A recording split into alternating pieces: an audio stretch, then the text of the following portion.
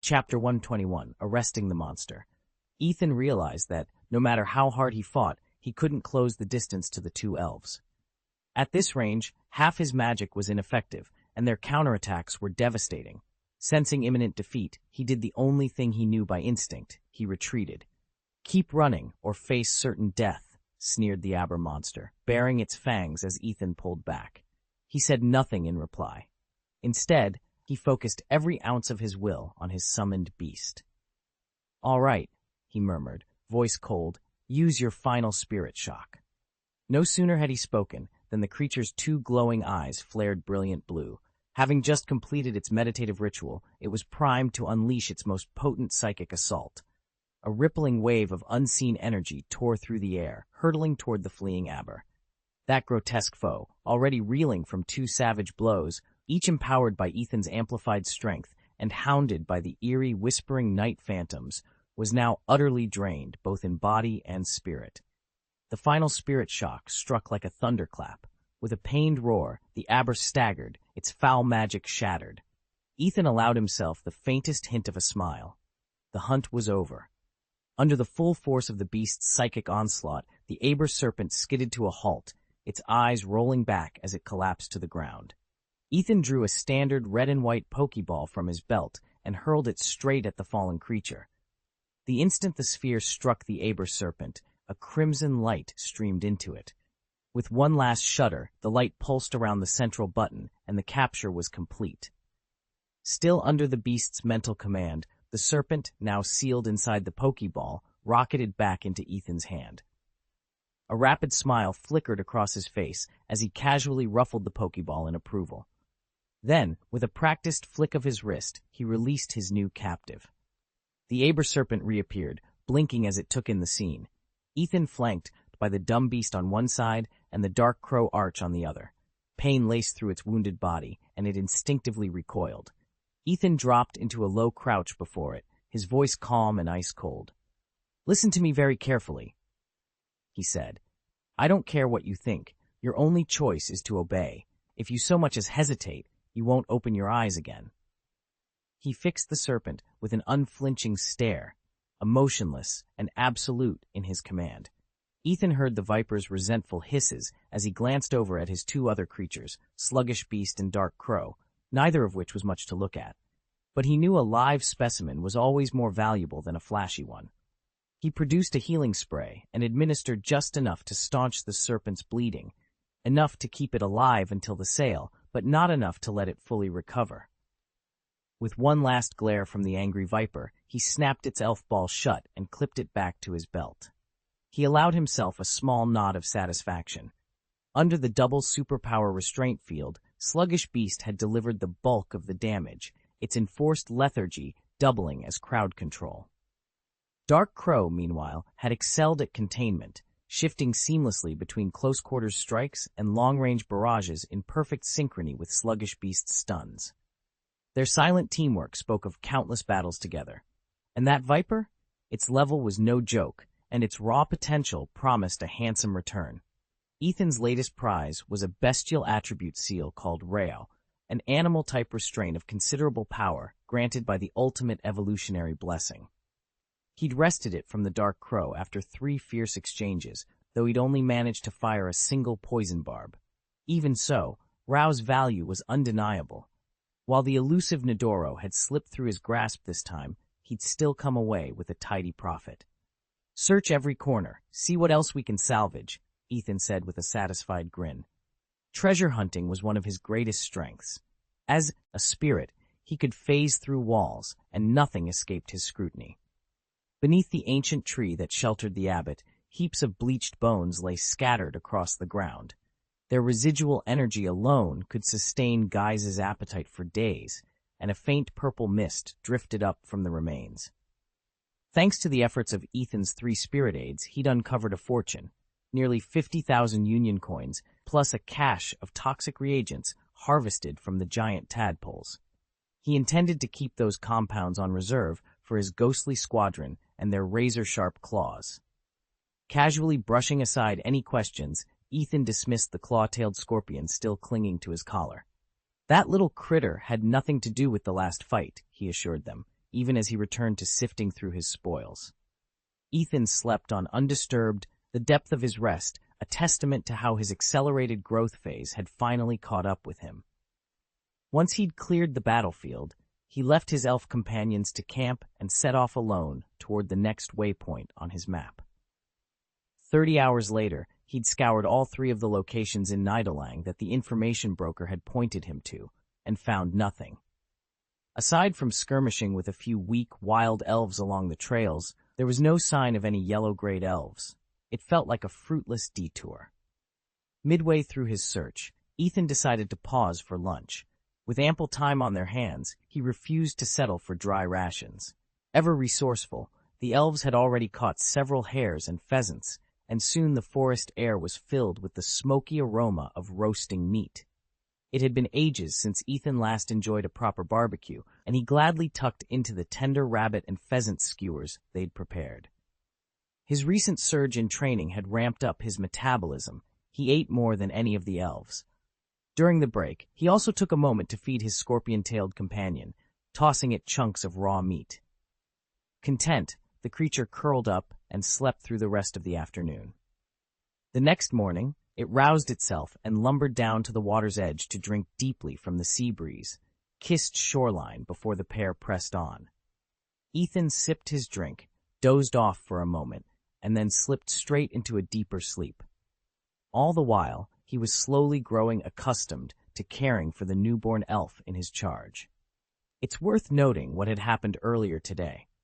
After that relentless morning skirmish, Ethan's ghost minions had reached level 16, and even his Dark Crow had just achieved its first upgrade since leaving the trial island, soaring all the way to level 21. Buoyed by its newfound strength, the crow immediately flapped up to Ethan and requested heavier training weights. Smiling, Ethan agreed and strapped on a 25-kilogram counterweight. He understood the crow's eagerness. It feared falling behind the so-called dumb beast. Although the beast hadn't leveled up this time, that was only because it devoured more of the forest's worms, and so enjoyed a steady stream of experience. Ethan was certain it wouldn't be long before it, too, advanced.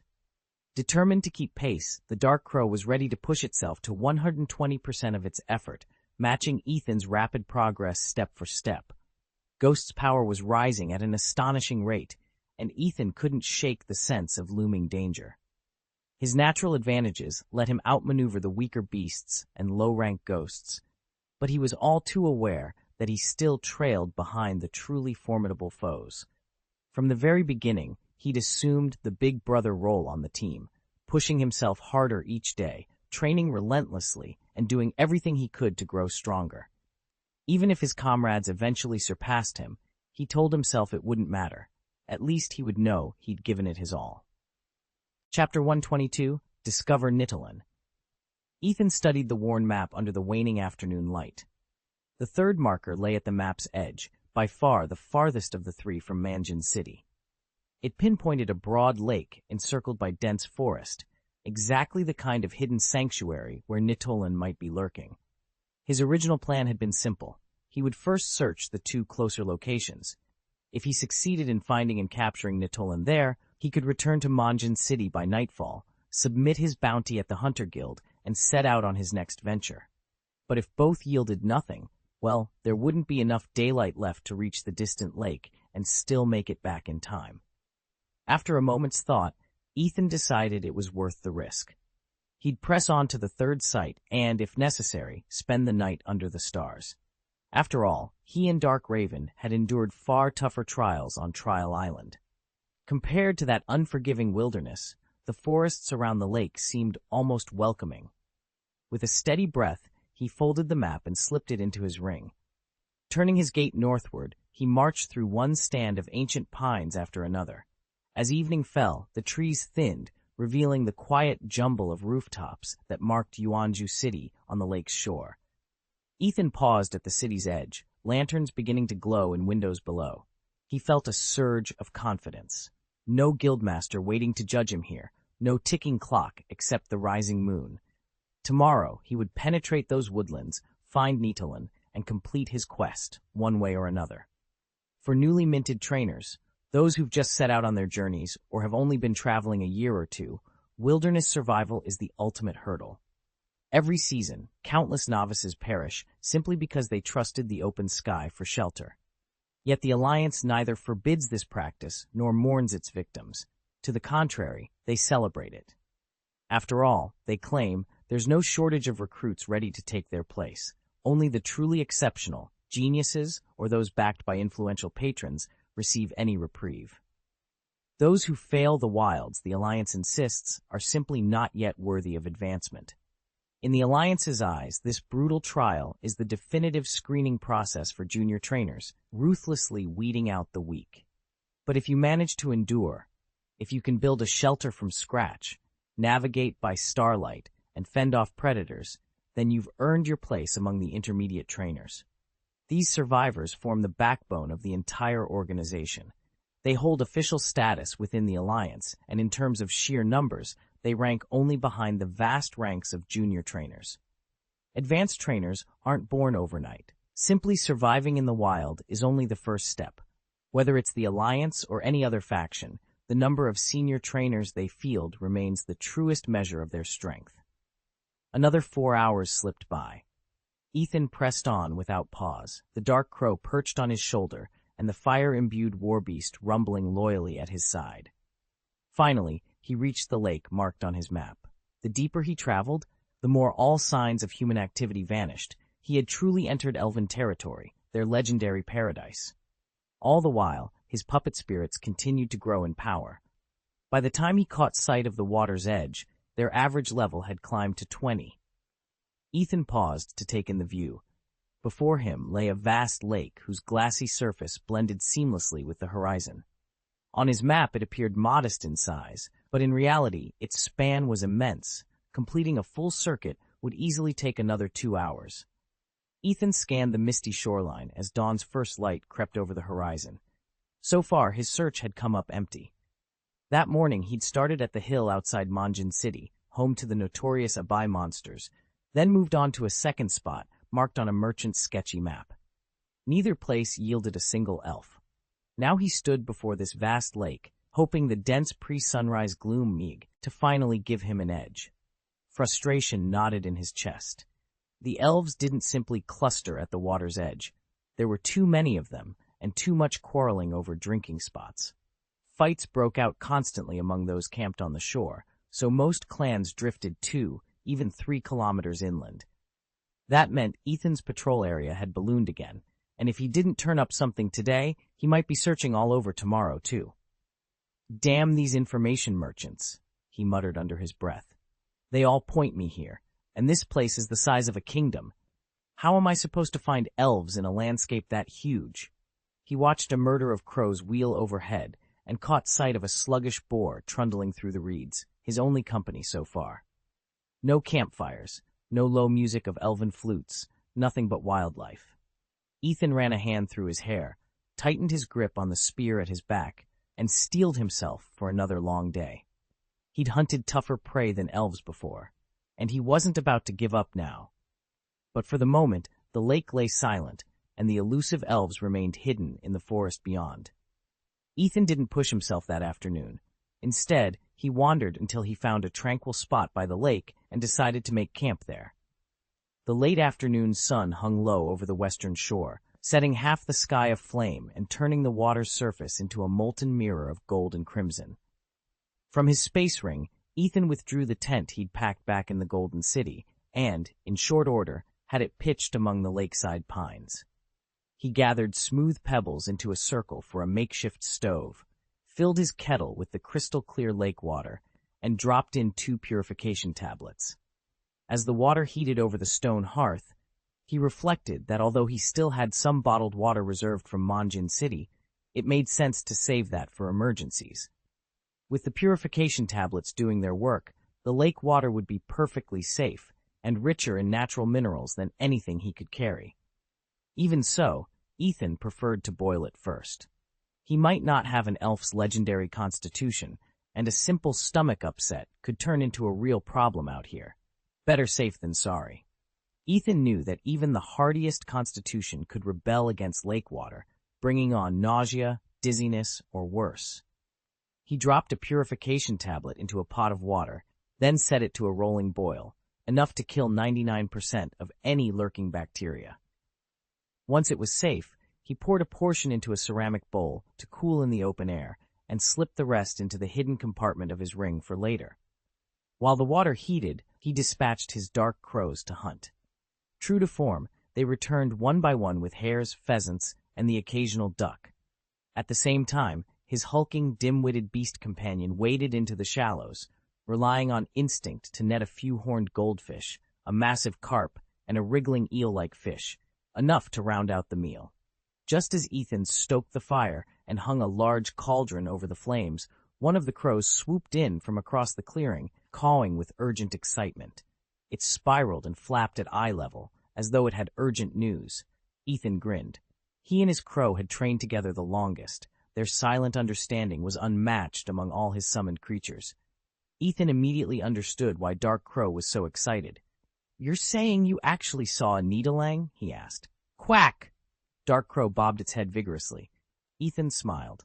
The bird clearly knew exactly what its trainer had been hunting all day. Only luck hadn't been on their side. While Ethan had hoped to snare some small game to stave off his hunger, every creature he'd come across so far was an elf. Still, with Dark Crow's discovery, maybe their fortunes were about to change. Chapter 123, Hydro Doubles.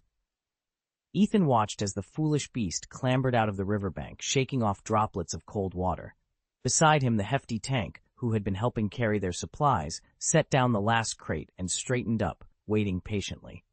Ethan glanced at the sun, now low on the horizon. "If we move quickly, we'll be back before sunset," he said. "All right," he continued, turning to Raven. "You're in the lead." Determined, Ethan was resolved to find the Hydro pair before night fell. This time, every team member had been called forward. Even the hefty tank, who normally hated combat, had been pressed into service. She could overpower opponents when she needed to, but she refused to deliver a killing blow, and Ethan didn't hold it against her. After all, her greatest strength lay in bolstering the group's endurance. Raven cawed encouragement at the tank, and the foolish beast let out an eager growl, urging her to push ahead. With each cheer, the tank's confidence grew, and before long, she took her place at the very front of their little expedition. Her sturdy frame and surprisingly swift strides made her the perfect vanguard. Together, they set off toward the unknown, racing against the fading light. Ethan's milk tank waddled into position, gulping down one last mouthful of milk before bracing herself at the front. She'd already realized she couldn't contribute much offensively, so she volunteered to absorb the hits her teammates couldn't dodge. Her famously dense layer of fat, while most effective against fire and ice attacks, also helped blunt a few physical blows. It wasn't perfect, but every little bit counted. 10 minutes later, Ethan burst out of the undergrowth onto a small clearing, the same spot where the Dark Crow had first encountered the wild Nidoran. According to Murkrow's report, and the telepathic link he'd formed with the startled Pokémon, when the crow had swooped in, he'd been zeroing in on a pheasant. To his surprise, he found Nidoran already on the hunt. Rather than engage in a messy three-way clash, and wary of the grass and snake-type moves flying around, Dark Crow had hung back. Ethan knelt to examine the ground. A dark stain of dried blood marred the leaf litter, and several tiny pits in the soil were etched with the telltale corrosion of poison attacks. Whatever had happened here, it had ended quickly, and with sharp fangs or claws that neither his Miltank nor his crow companion had faced. Now it was up to Ethan to track down the survivor before it got away or struck again. Ethan paused at the edge of the orchard, the last light of dusk slipping beneath the horizon. The Dark Crow's description had been precise. This was the territory of Nidalang, the poisonous elf. He'd followed mottled footprints and the long, uneven drag marks of prey across the forest floor, and now the bloodstains had faded into the shadows. He took a careful step forward and found himself surrounded by a grove of fruit trees. Their branches drooped under fist-sized fruits, crimson, ivory, sapphire, and violet, so densely packed that the trees blended into a mosaic of color. This must be where Nidalang fed most often. Ethan advanced more quietly, but a brittle leaf snapped beneath his boot. He froze. In the dim light, he could almost picture Nidalon's silhouette, a creature no larger than a rabbit, fur shimmering in muted purples and pinks, with enormous ears that rose like sails, sensitive detectors for the faintest sound. One careless crackle, and the elf would be on him in an instant. No wonder Nidalon had chosen this orchard for a lair. The dense foliage and vibrant fruits provided perfect cover, and plenty of unsuspecting victims. Ethan drew in a steadying breath. Now that he was this close, he couldn't turn back. He crouched behind a trunk, scanning the thicket for any sign of movement. Every rustle of leaf and distant bird call set his heart pounding. But the poison elf could not elude him forever. Steel glinted in his hand as he readied himself for whatever lay hidden among the twisted branches and bright fruit. The hunt was nearly over. Ethan pauses at the edge of the orchard, listening. Thanks to Dark Crow and Ghost's uncanny hearing, any foe creeping across the ground would betray itself the moment its footfalls began, and even if an enemy swooped in from above, they'd have the reflexes to remain utterly silent. Glancing down at the loose fruit and kernels carpeting the earth, Ethan feels certain they've stumbled into Nidoran territory. He issues his orders in a low voice. Dark Crow, Ghost, circle ahead and see if you can pick up any tracks. Miltank, I want you back in your Pokeball for now. Get some rest at the Elven Center. Machoke, use your telekinesis to support the two of us. Just make sure you're completely silent. Dark Crow and Ghost take off at once, folding through the branches to begin their search, while Miltank lets out a soft moo and vanishes into the familiar red and white sphere. Ethan and Machoke stand still for a heartbeat, then the air around their feet shimmers.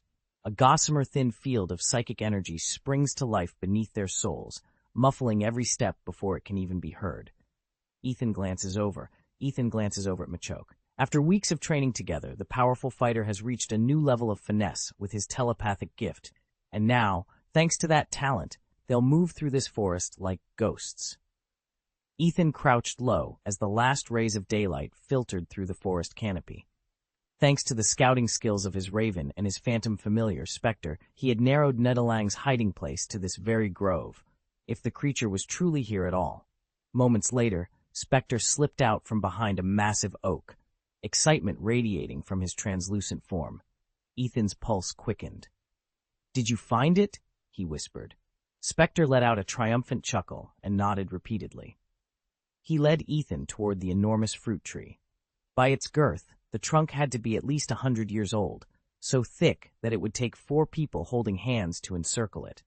Spectre raised a spectral paw, wisps of violet smoke curling around his fingers, and pointed at a knothole near the tree's base.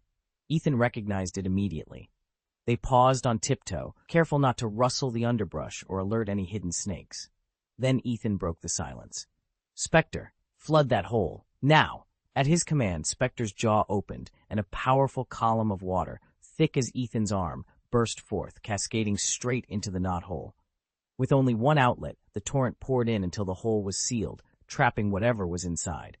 Ethan stood back, heart pounding. The hunt was on. Ethan's heart pounded as he watched Dark Crow return empty, taloned. The electric-feathered Pokémon skidded to a stop beside him. Ahead, the water-spraying beast was directing a powerful jet of water into the mouth of a rocky cave. Ethan realized at once the tunnel had to lead straight down to Nidalang's lair. If the water filled the burrow, it would flush the creature out, or at least weaken it. "Dark Crow," Ethan ordered, meeting the Pokemon's golden eyes, "channel your awakening power right into that cave."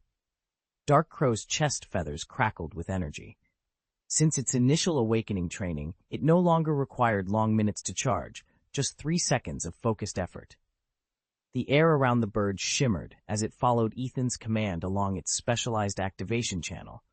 A brilliant yellow orb of electrical energy coalesced on its breast.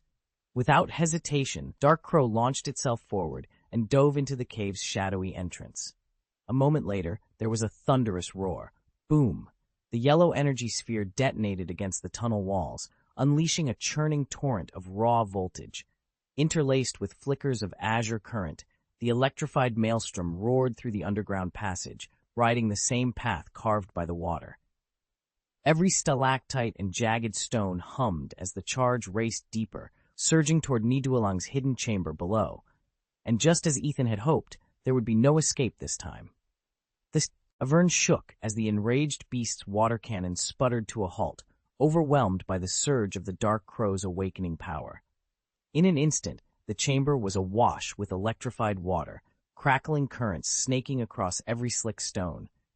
5 seconds after Ethan released the full force of his dark crow awakening, 9 figures crawled from the flood's murky depths. Their hair and armor dripped with mud, faint arcs of violet and sapphire lightning dancing over their shoulders. Agile and fierce, they moved with a wolverine's feral grace. Each elf sprang forward with deadly intent. And there, emerging last of all, was Ethan's true quarry, Nidolin. Chapter 124, Capture Them All. Ethan paused as the scanner finished analyzing the creature before him. On the holo display, the information flickered into view. Pokémon, Nidolin, dark yellow, gender, male level 14, ability, vitality, traits, high stamina. Held item, none. Innate moves, ultrasound, poison tail. Basic moves, stare, peck, gather gas, double kick, poison needle, TMHM moves, helping hand, egg moves. This dark yellow Nidolin boasted the highest qualification rating of all 9 he'd scanned, despite its relatively modest level. Ethan remembered how the little fighter had shrugged off a fully charged water gun infusion and even resisted the raw awakening power of the dark crow before barely escaping the crypt. It had nearly lost the will to fight, yet here it was, standing strong. Under the Hunters Guild's rules, a dark yellow qualification alone was enough to fulfill his contract. Capture and delivery of this Nidolin would complete Ethan's mission, earning him a substantial reward in both credits and guild points. All that remained was to secure the Pokeball. Ethan raised his Pokeball, heart pounding with excitement. He could scarcely believe his luck. This Nidolin's vitality ability, boosting its attack power and cutting down the damage it took, was already impressive, but that wasn't even the best part. Once it evolved into Nidoking, its ability would shift to sheer force, transforming it into a self-propelled turret among wild Pokémon, a battlefield powerhouse. With a decisive flick of his wrist, Ethan sent the Pokeball hurtling toward his quarry. In that instant, he knew his mission, and his reputation was about to skyrocket. Ethan watched the little Nidoran intently. If he managed to secure the Orb of Life, the creature would instantly ascend to dark yellow rank, strong enough to spar with any green rank Pokémon without breaking a sweat. Still, Ethan wasn't ready to catch and tame it for himself. He'd never expected the Nidoran's vitality to be so high. If he could find a Nidoran already at green rank or above, boasting that level of stamina, then maybe he'd reconsider. Though wrestling down the so-called King Nido by force felt excessively brutal. But for now, he had a more immediate problem. 2 furious roars were booming from the Nidoran family's eldest pair, Nidorino and Nidona. In total, there were 9 of them, these 2 adults and 7 smaller ones, 3 male Nidoran and 4 female. The youngsters, having just fled the crypt, were exhausted and barely able to fight. Only the parents posed any real threat. Ethan flicked his wrist-mounted data chip to life. Nidorino was a yellow rank, level 22. Nidona a light yellow, level 21. The rest of the family clustered around yellow rank as well.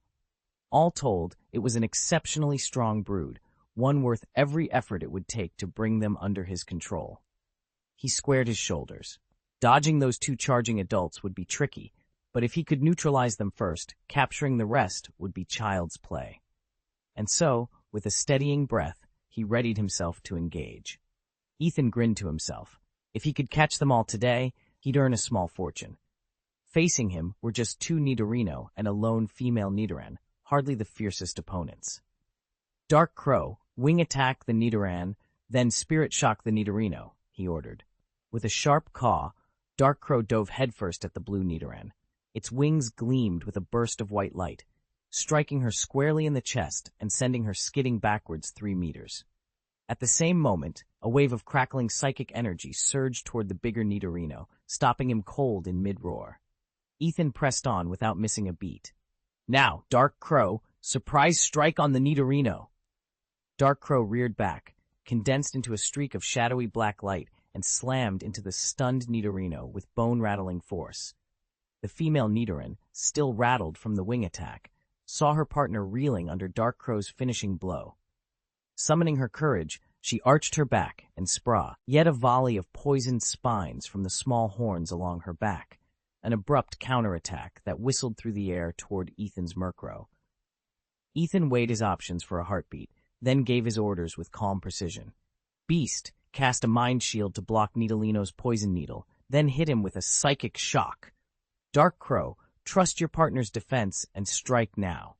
At Ethan's command, the beast wove a pale, flickering barrier of mental energy just in time to catch Nidaleeno's poisoned projectiles. Simultaneously, Dark Crow dove in for a straight, wing-powered assault, slamming into the Dark Raven while he was still recoiling from the first attack. The beast followed up instantly, stabbing Nidaleeno with a crackling bolt of psychic energy. Nidaleeno snarled. From his forelimbs, twin blades of white light sprang into view, slashing at both attackers in a desperate bid for breathing room. His claws carved arcs through the air, tearing at the beast's shockwave and forcing Dark Crow to dodge wide. Good, Ethan encouraged. Crow, hold your ground and trigger awakened power. Seal this. Beast, use psychic shock again. Let's finish him. Nidaleeno let loose his signature technique, random grabs. Dozens of spectral talons erupted from his claws, latching onto Dark Crow's still intact barrier. Each strike battered the shield in rapid succession, 1, 2, 3, all the way to 5, until on the final blow, the barrier shattered into motes of drifting light. At the same moment, the brilliant glow faded from Nidaleeno's claws, his special power spent. Ethan's eyes narrowed. The Raven stood panting, stripped of his extra defenses. Now, with both of his beasts ready, Ethan prepared to deliver the coup de grace. Ethan steadied his grip on the shattered protective cover, gathering every scrap of electricity in his body. For a full 3 seconds, he held the charge, and then unleashed it in a single, crackling eruption. The Nidaleeno before him, its hide still slick with water, bore the full force of the blast. The dampness only amplified the current. Its muscles seized, its combat instincts vanished, and with a thud it collapsed to the ground, utterly spent. Before Dark Raven's shadowy wings could fully unfurl into its own assault, the foolish beast, Ethan's loyal partner, swept in with a searing spirit shock. Even faster than the Raven's strike, the blow landed squarely on the defenseless Nidaleeno. Bound by the superpower system's dual restraints, the beast had no hope of resistance. It went limp in an instant. Only Ethan's heightened senses picked up the faint tremor as its life force ebbed away. A soft glow surrounded the foolish beast. It had risen to level 23 at last, an evolution born of relentless battle and unyielding will. Ethan allowed himself a brief, proud smile. Its transformation was as inevitable as sunrise. But relief turned urgent the moment he scanned the rest of the clearing. His parents lay unconscious nearby, battered by the earlier onslaught. And across the field, a ragged band of Neleans and Nidorans, though weakened, were rallying for one last strike. From among them, Chi-Chi let loose a feral cry and lunged toward Ethan. "Ghost, hypnosis," he commanded, voice steady. His phantom companion drifted forward, eyes glowing with otherworldly light. A silvery haze unfurled, weaving between the charging beasts. Their shrieks dissolved into whimpers as heavy lids slid shut. One by one, they collapsed, lulled into an effortless slumber. Ethan exhaled, pressing a hand to his racing heart. The immediate threat was over. Kneeling beside his parents, he allowed himself a moment to breathe. But in the gathering dusk, he knew this victory was merely the calm before a far darker storm. Ethan stood among the fallen elves, surveying his handiwork. Only the little cub had even mustered an attack before collapsing into a deep sleep, and the dark yellow Nidolang was the very last to go down. In total, 9 ordinary Nido clan elves lay unconscious, each now safely sealed within his standard capture orbs. These common create, Euras yielded but a handful of Union credits, so there was no need to waste any premium spheres on them. He knelt beside 2 still comatose hatchlings, Nidaleeno and Nidora, and administered a quick spritz from his healing spray. Without it, they'd have died before he could hand them in for resource exchange. With that done, Ethan's mission was effectively complete. That vibrant Nidolang alone would drive up the contract's value and elevate his star rating. And with the unexpected catch of a pale green aber beast, his haul was even more lucrative than he dared hope. "Dumb beast," Ethan called over his shoulder. "Move out at once and head back to camp." A low grunt of acknowledgement answered him. The The massive creature shifted into motion, easily following his command. They weren't far from home now. The skirmish hadn't drained their strength, and after Ethan's recent upgrade, he sensed an even tighter bond and greater control over his companion's powers. With all targets secured and victory assured, Ethan allowed himself a brief, satisfied grin. The return journey promised rich rewards and new challenges waiting on the horizon. Ethan felt the last echoes of his power fade as he and his elves slipped through the rippling veil of space. When the world steadied around them, they found themselves in a dense grove of fruit trees beside a tranquil lake. Night had fallen, and fireflies drifted among the branches. Under a starlit sky, the elves set to work gathering dry wood. Soon a bonfire crackled to life, its warm glow dancing on their faces. Ethan sank onto a log, breathing in the crisp air as steaming bowls of stew and platters of roasted fruits were passed around. Laughter rose amid the clinking of wooden cups, and for a moment, all the dangers they had faced seemed far away. As they ate, Ethan watched the flames and wondered what adventures awaited them next, and whether the peace of this forest would last. Author's note: thank you for reading. If you enjoyed this chapter, please leave a review, vote, or share your thoughts in the comments. Your support means a lot. Chapter 125, Exercise After Meals. Dusk settled over the camp outside Manjin City as the western sky bleached from fiery red to smoky gray. In the east, an early moon rose pale and round, its gentle light washing over the forest and signaling the onset of night. Ethan carried a milk pail down to the lakeshore and rinsed his day's catch, fresh hare and pheasant, under the cool, clear water. Back at the fire pit, he unfolded his camp stove and positioned a collapsible grill over the dying embers. Beside him, his hulking companion, a lumbering beast with russet fur, plopped onto a nearby stone, eyes fixed eagerly on the preparations.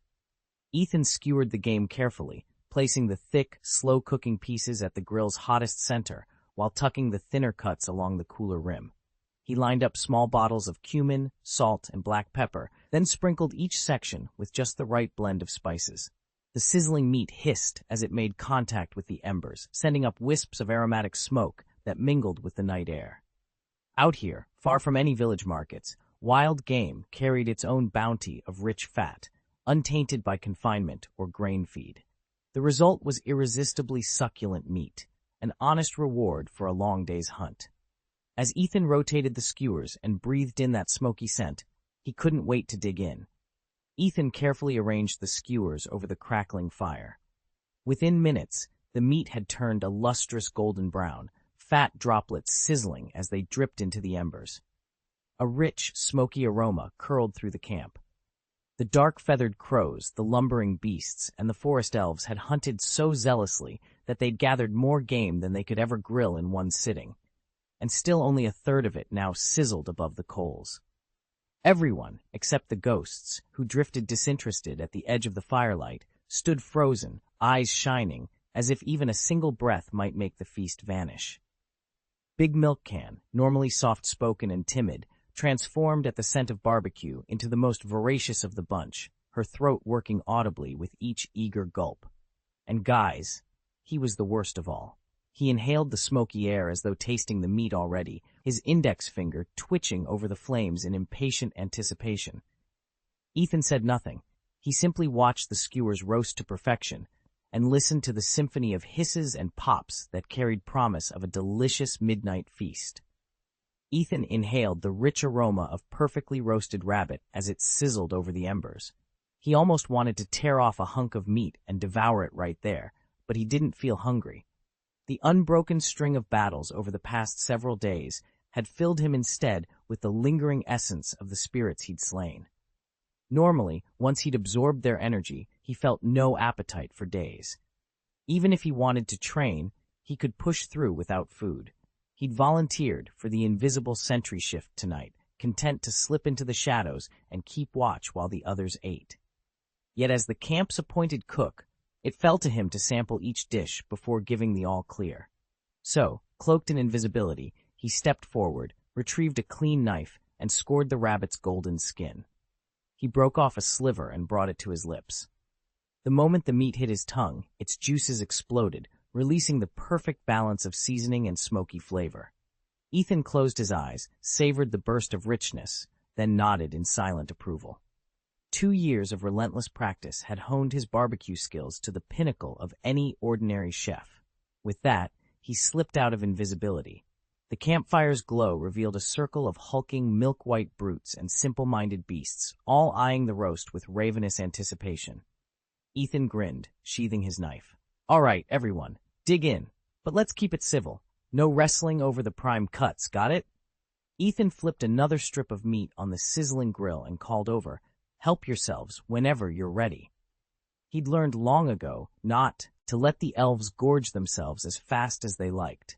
Their appetites were legendary. If they devoured everything at once, the next batch of steaks and fish skewers wouldn't be ready in time. So Ethan set the pace, a steady stream of perfectly grilled cuts, just enough to keep everyone happy without emptying the rack. Still, that didn't stop curious fingers from snatching stray morsels that fell onto the coals. Every time a scrap dropped, one of them would dart forward and gobble it down before it burned. By now, the hungry diners had polished off nearly everything. One especially ravenous elf, the strongest of the bunch, had already eaten almost half the batch herself. From the tree line beyond the campfire's glow, something else stirred. Pairs of eyes, some red, some green, flickered between the waving grasses. The scent of roasting meat had drawn in local elves from the forest, their curiosity piqued by the crackle of flame. Ethan glanced up, but never lost his grip on the tongs. With his ghost sight, he could see through any attempt at stealth. No prowling elf could close in without him knowing exactly where they were. Besides, the ones already here were too contented, now so full they looked ready to doze by the fire, so a true fight was the last thing on their minds. He offered the tongs again. "More? Let me know when you're ready for the next round." Then he tilted his head toward the shadows, a faint smile on his lips. Even in the dim wood, he felt safe. As long as he kept grilling, nothing could sneak up on him under his watch. In the wilderness, mere evasion often proves useless. Sometimes it even backfires, emboldening those who prey on the weak. To survive out here, you must show strength. Your followers must fear you, because that fear will spread to your enemies. Today's skirmish was proof.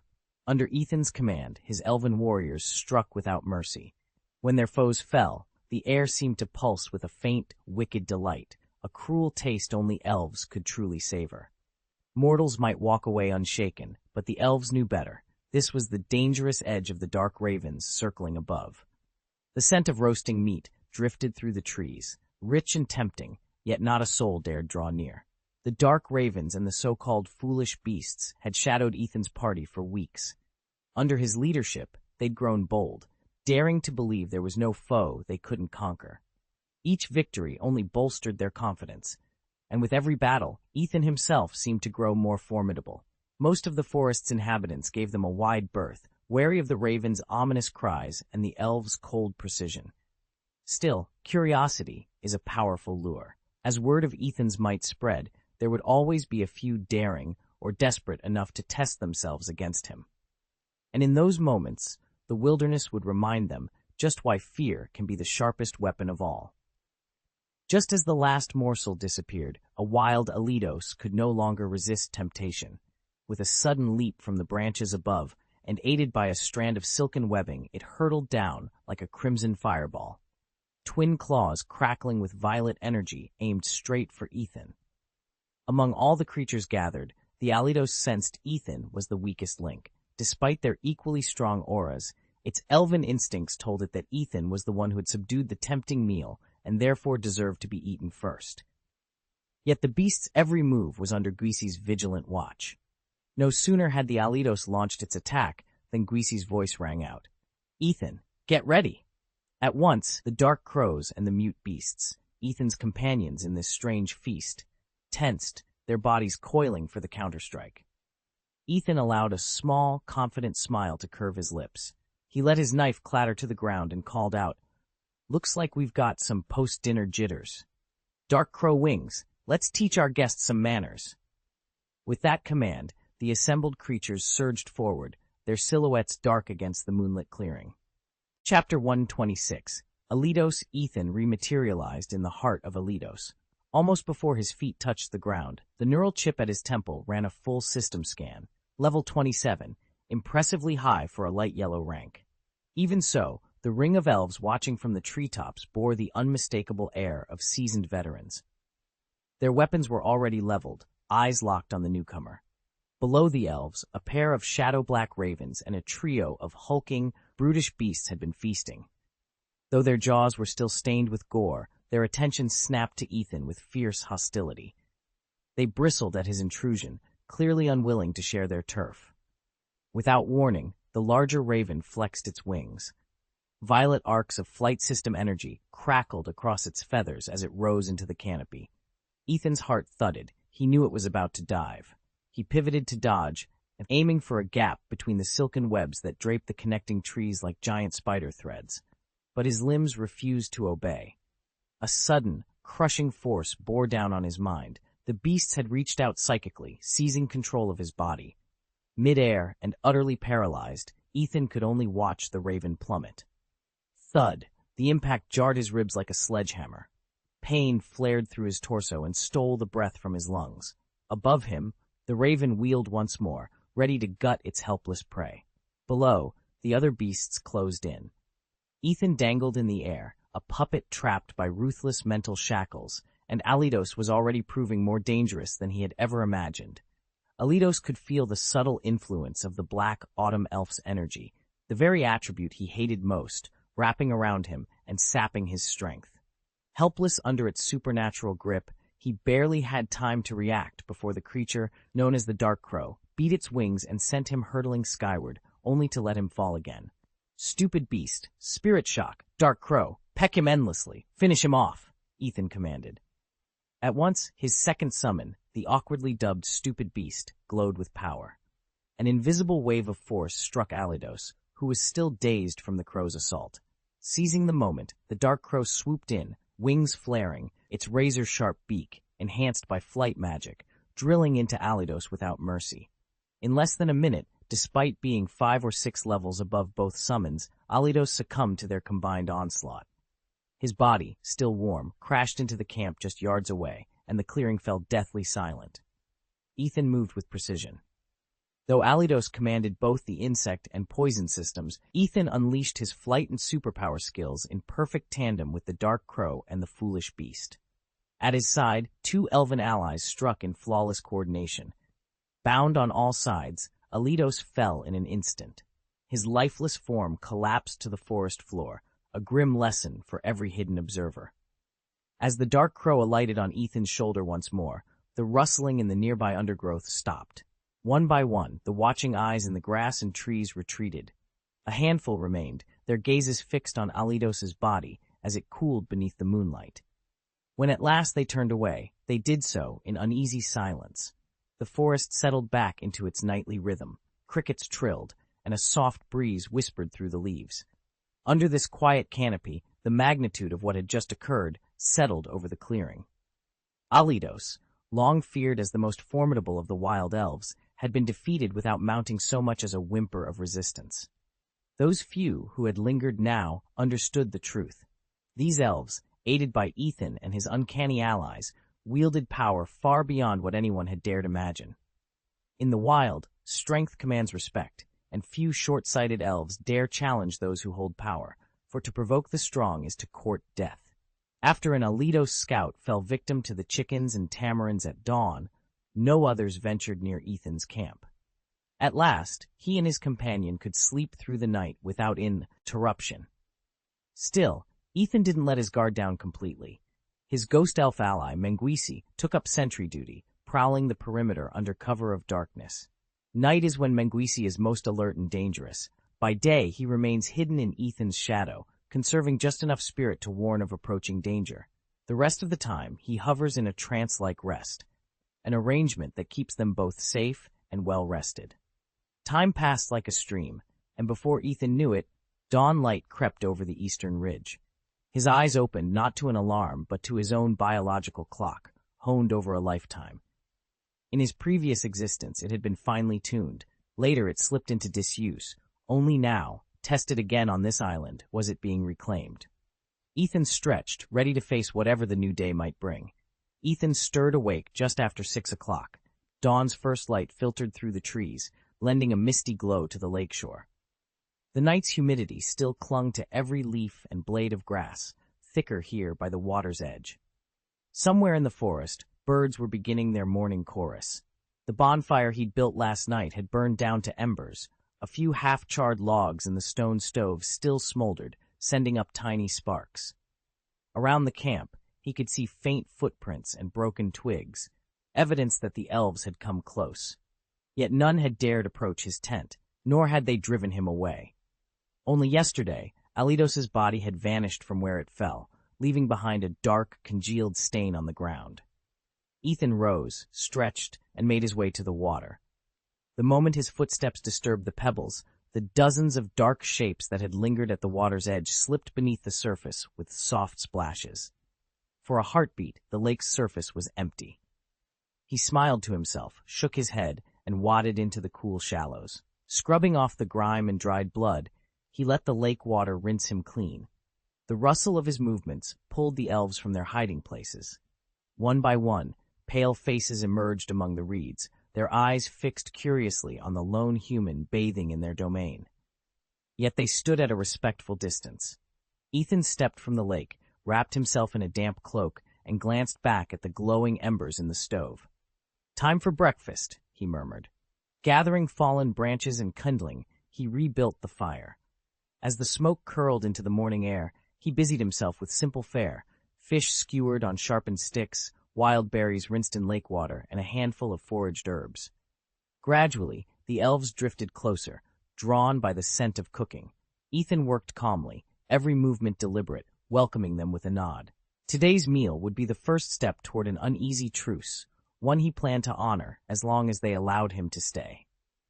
Ethan stepped into the breakfast hall, just as dawn's pale light filtered through the ivied windows.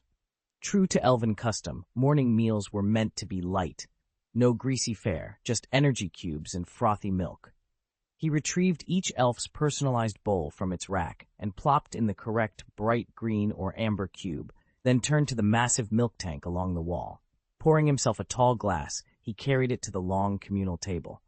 Next, he fetched a slender glass vial from the cooling shelf, an exclusive feeder for his young jawtail scorpion. Blue, as Ethan affectionately called him, lay curled on his shoulder. A gentle tap on his scaled carapace roused him instantly. Blue's instinct told him that tapping meant one thing: breakfast. Ethan slipped a straw into the vial, and Blue drank deeply, his pincers flexing with each eager sip.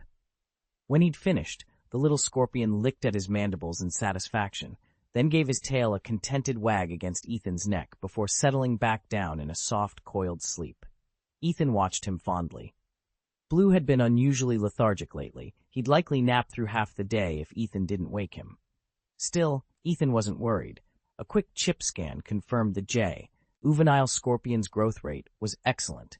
He sipped his own milk, the creamy sweetness blending perfectly with the lingering warmth of early morning conversation among the elves. Soon it would be time to go out into the forest.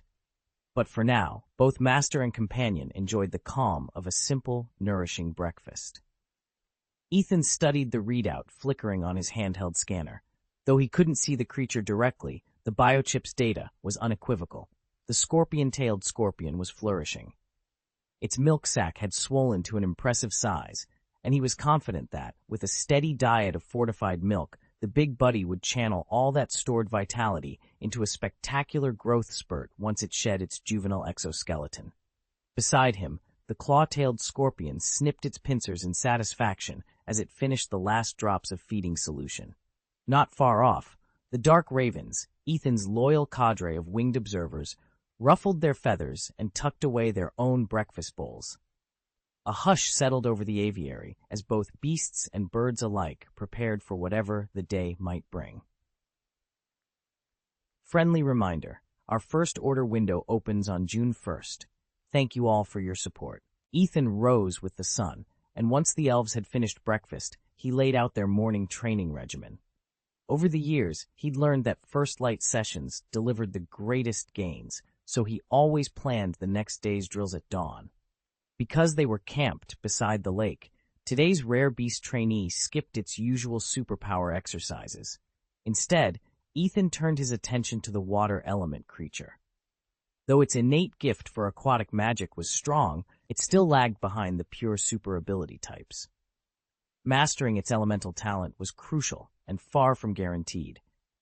Under Ethan's watchful eye, the beast waded into the shallows, practicing breath control and focusing on channeling water energy through every sinew. A short distance away, the dark crow readied itself for strength conditioning. At its natural weight of 20 pounds, endurance exercises posed little strain, but Ethan wanted more. He carefully attached additional lead bands to the crow's leg harness, incrementally increasing the load. As the crow beat its wings against the extra resistance, each flap built muscle power and stamina. With these intensified drills, Ethan knew today's workout would yield far better results than any before. Ethan stood at the edge of the lake, watching the dawn light dance on the water. Today's assignment for Dark Crow was simple in theory. 20 consecutive re-entry flights, each carrying a 40-pound payload and tracing a 1-kilometer arc over the lake.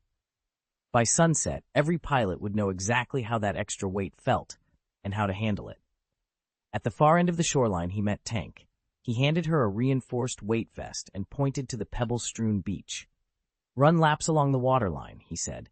"Those stones are uneven and slippery. You'll build strength, plus the balance and core control you've been working on." Tank nodded, cinched the vest tight, and began her first lap. She'd spent her childhood fending for herself in remote terrain, surviving on whatever scraps she could find. The constant undernourishment had stunted her growth. She was smaller than most in her class, even compared to some of Xiaoqian's specialists who were known for their brute strength. Fighting had never been her favorite thing, but training, that was different. Every day she pushed herself harder, and every day she emerged stronger. Meanwhile, Hao Guisi approached on tired legs. He'd held the overnight watch, and Ethan wasn't about to punish him with a brutal workout. "Just complete the warm-up drills, Guisi," Ethan told him. "Then retreat into the shade and rest. These exercises are light. You'll recover even as you move." By mid-morning, the lake's surface was alive with Dark Crow's sleek craft. One by one, they dipped low, released their payloads, and roared upward again, 20 times in all, each run as precise as the last.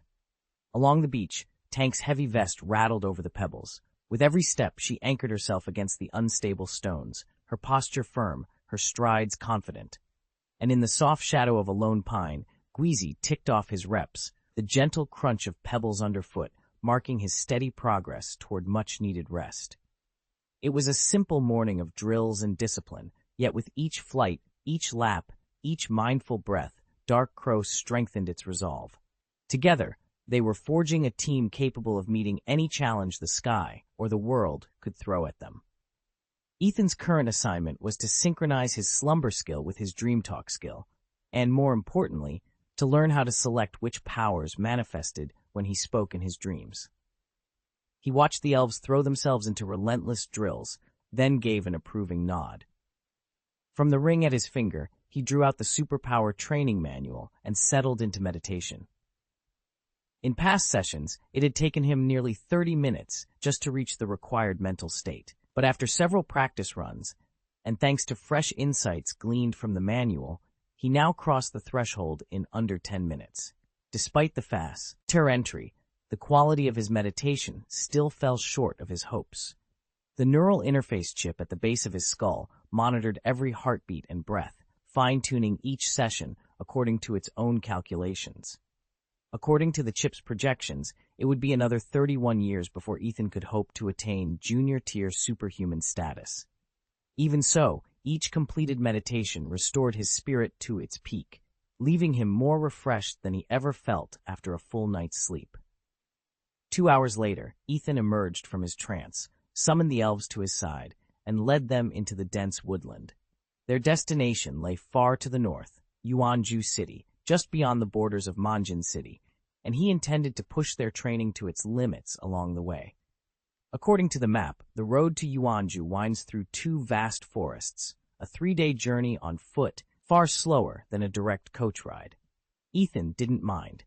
Since leaving Trial Island, his elves' experience gains had slowed to a crawl, and this detour promised valuable practice. The first forest swarmed with insectoid and venomous spirits, perfect opponents for testing his team. Dark Crow's swift aerial strikes and the silent beast's raw power would excel in open skirmishes, while Ghost, an ethereal spirit imbued with poison, could hold the forest's grass elves at bay. In short, this was an ideal place to train. The local spirit's attributes perfectly complemented his elves' strengths and weaknesses. At dawn, shafts of sunlight pierced the canopy, stirring the sleeping camp to life. One by one, Ethan's elves unfurled from their mats, blinking against the bright new day. Speckled light danced across moss and leaves, revealing dozens of them hidden among the grasses and low branches, each waiting for their trainer's signal. As the forest came alive around them, Ethan stepped forward. Today, their real trial would begin. I watched the forest's tiniest inhabitants go about their morning routines. A great butterfly pausing at a blossom to sip nectar, a ladybug nestled on a leaf, feasting on its sap, little Rada rummaging through fallen leaves for seeds, and a circle of chubby spiders patiently weaving their webs for unsuspecting prey. For a fleeting moment, the woods felt perfectly serene. But these are the lowliest elves in the forest's hierarchy. The instant more aggressive wild elves appeared, whether the giant needle wasp, the mighty hawk, or the Abernath snake. That peaceful tableau shattered and gave way to a furious chase. Under normal circumstances, I wouldn't have unleashed my dark crows or my lumbering brutes just to scout ahead. They're meant to clear a path for us, not slaughter indiscriminately. Yet when these belligerent elves provoke us first, I hold back no wrath. Any hostile creature that dares confront my forces will be cut down without mercy. Of course, if an elf demonstrates real potential, strong battle aptitude, or rare talents, I'll still send in the crows and beasts to subdue rather than slay. But cross that line of aggression, and you'll find I'm not one to forgive. Ethan had long since learned that truly exceptional elves seldom roamed these woods. Most of the wild elves he encountered fell into the mid to upper tiers of power, but genuine masters were almost impossible to find. Occasionally, he stumbled across rare herbs or curious artifacts deep in the thicket, but they were almost always under the protection of a formidable elven guardian. Thankfully, Ethan carried a small data-scanning chip implanted in his wrist. It could analyze materials at a glance and map out an opponent's strengths. Armed with that advantage, he never walked away from a challenge lightly, but he also knew when an object or creature was simply beyond his reach, and he wouldn't hesitate to pull back and regroup. Ethan and his own band of elves ranked solidly among the stronger inhabitants of this forest, yet they were by no means unbeatable. Many of the denizens here matched Ethan's current power level, forcing him to weigh each fight carefully. Encounter a Grum, high-rank elf, and he would often be better off retreating than pressing his luck. That balance of caution and boldness had kept him alive and prosperous this far. Just this morning, though, Ethan had pushed too close to the edge of caution. A towering ring bear, a level 35 general of elven legend, lay slumbering in a secluded grove, and Ethan had inadvertently strayed across its territory. No sooner had he realized his mistake than the massive beast was upon him, its roars echoing through the trees. For nearly 5 miles, Ethan and his companions sprinted under the bear's relentless pursuit, dodging blasts of searing light that the enraged guardian hurled in their wake. Only when the forest began to thin and daylight grew strong did the ring bear finally give up the chase, trotting off with a frustrated snort. Gasping for breath, Ethan nursed a few new scorch marks, but he was already planning his next move, determined to turn every narrow escape into future advantage. Fortunately, circle bears aren't very agile, and Ethan finally shook them off by weaving through the rugged terrain.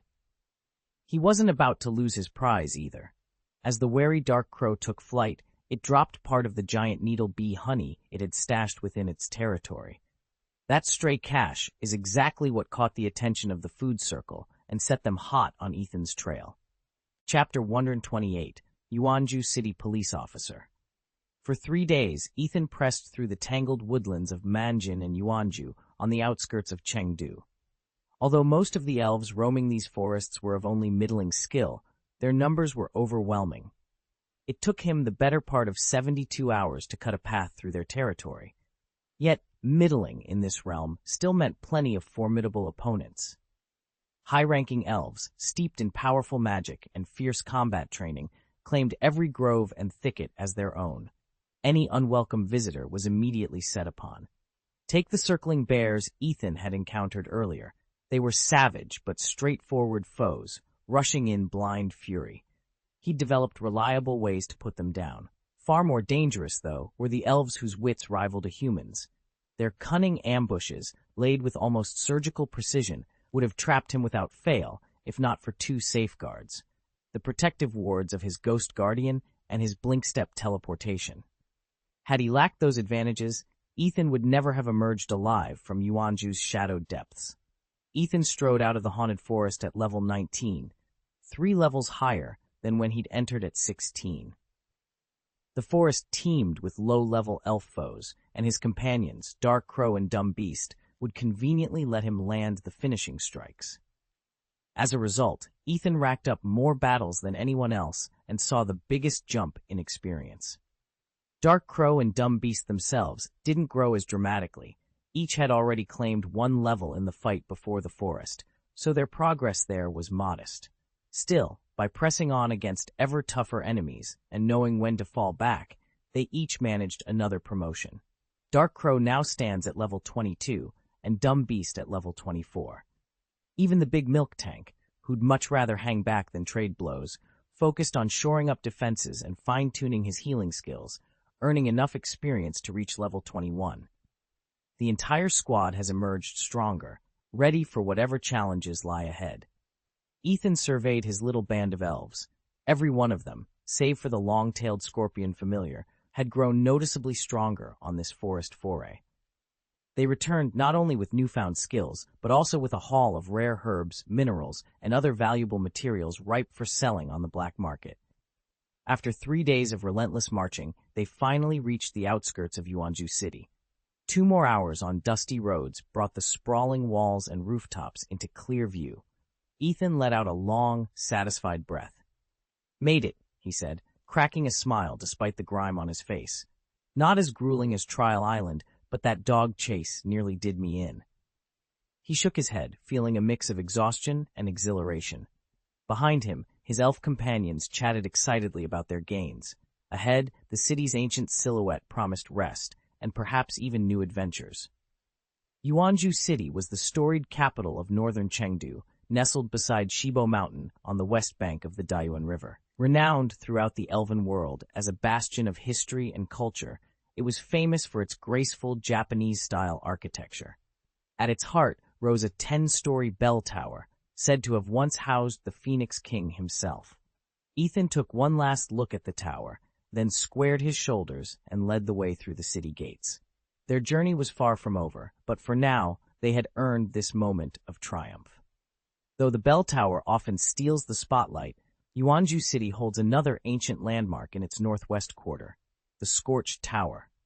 Locals whisper that a disastrous fire consumed it over a year ago.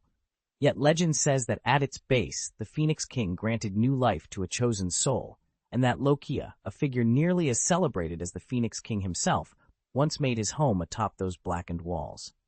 After the blaze, Lokia vanished to the distant Vortex Islands. Not far away stands the Yuanju Dance Hall, commissioned by the city's most influential fam, Eli. Every season, throngs of spectators stream in to watch Yeji's performances, and rumors persist of would-be patrons squabbling and even coming to blows over the last tickets. Yuanju's dance extravaganzas rank among the top 3 in all of Chengdu, drawing admirers from provinces far beyond the city limits.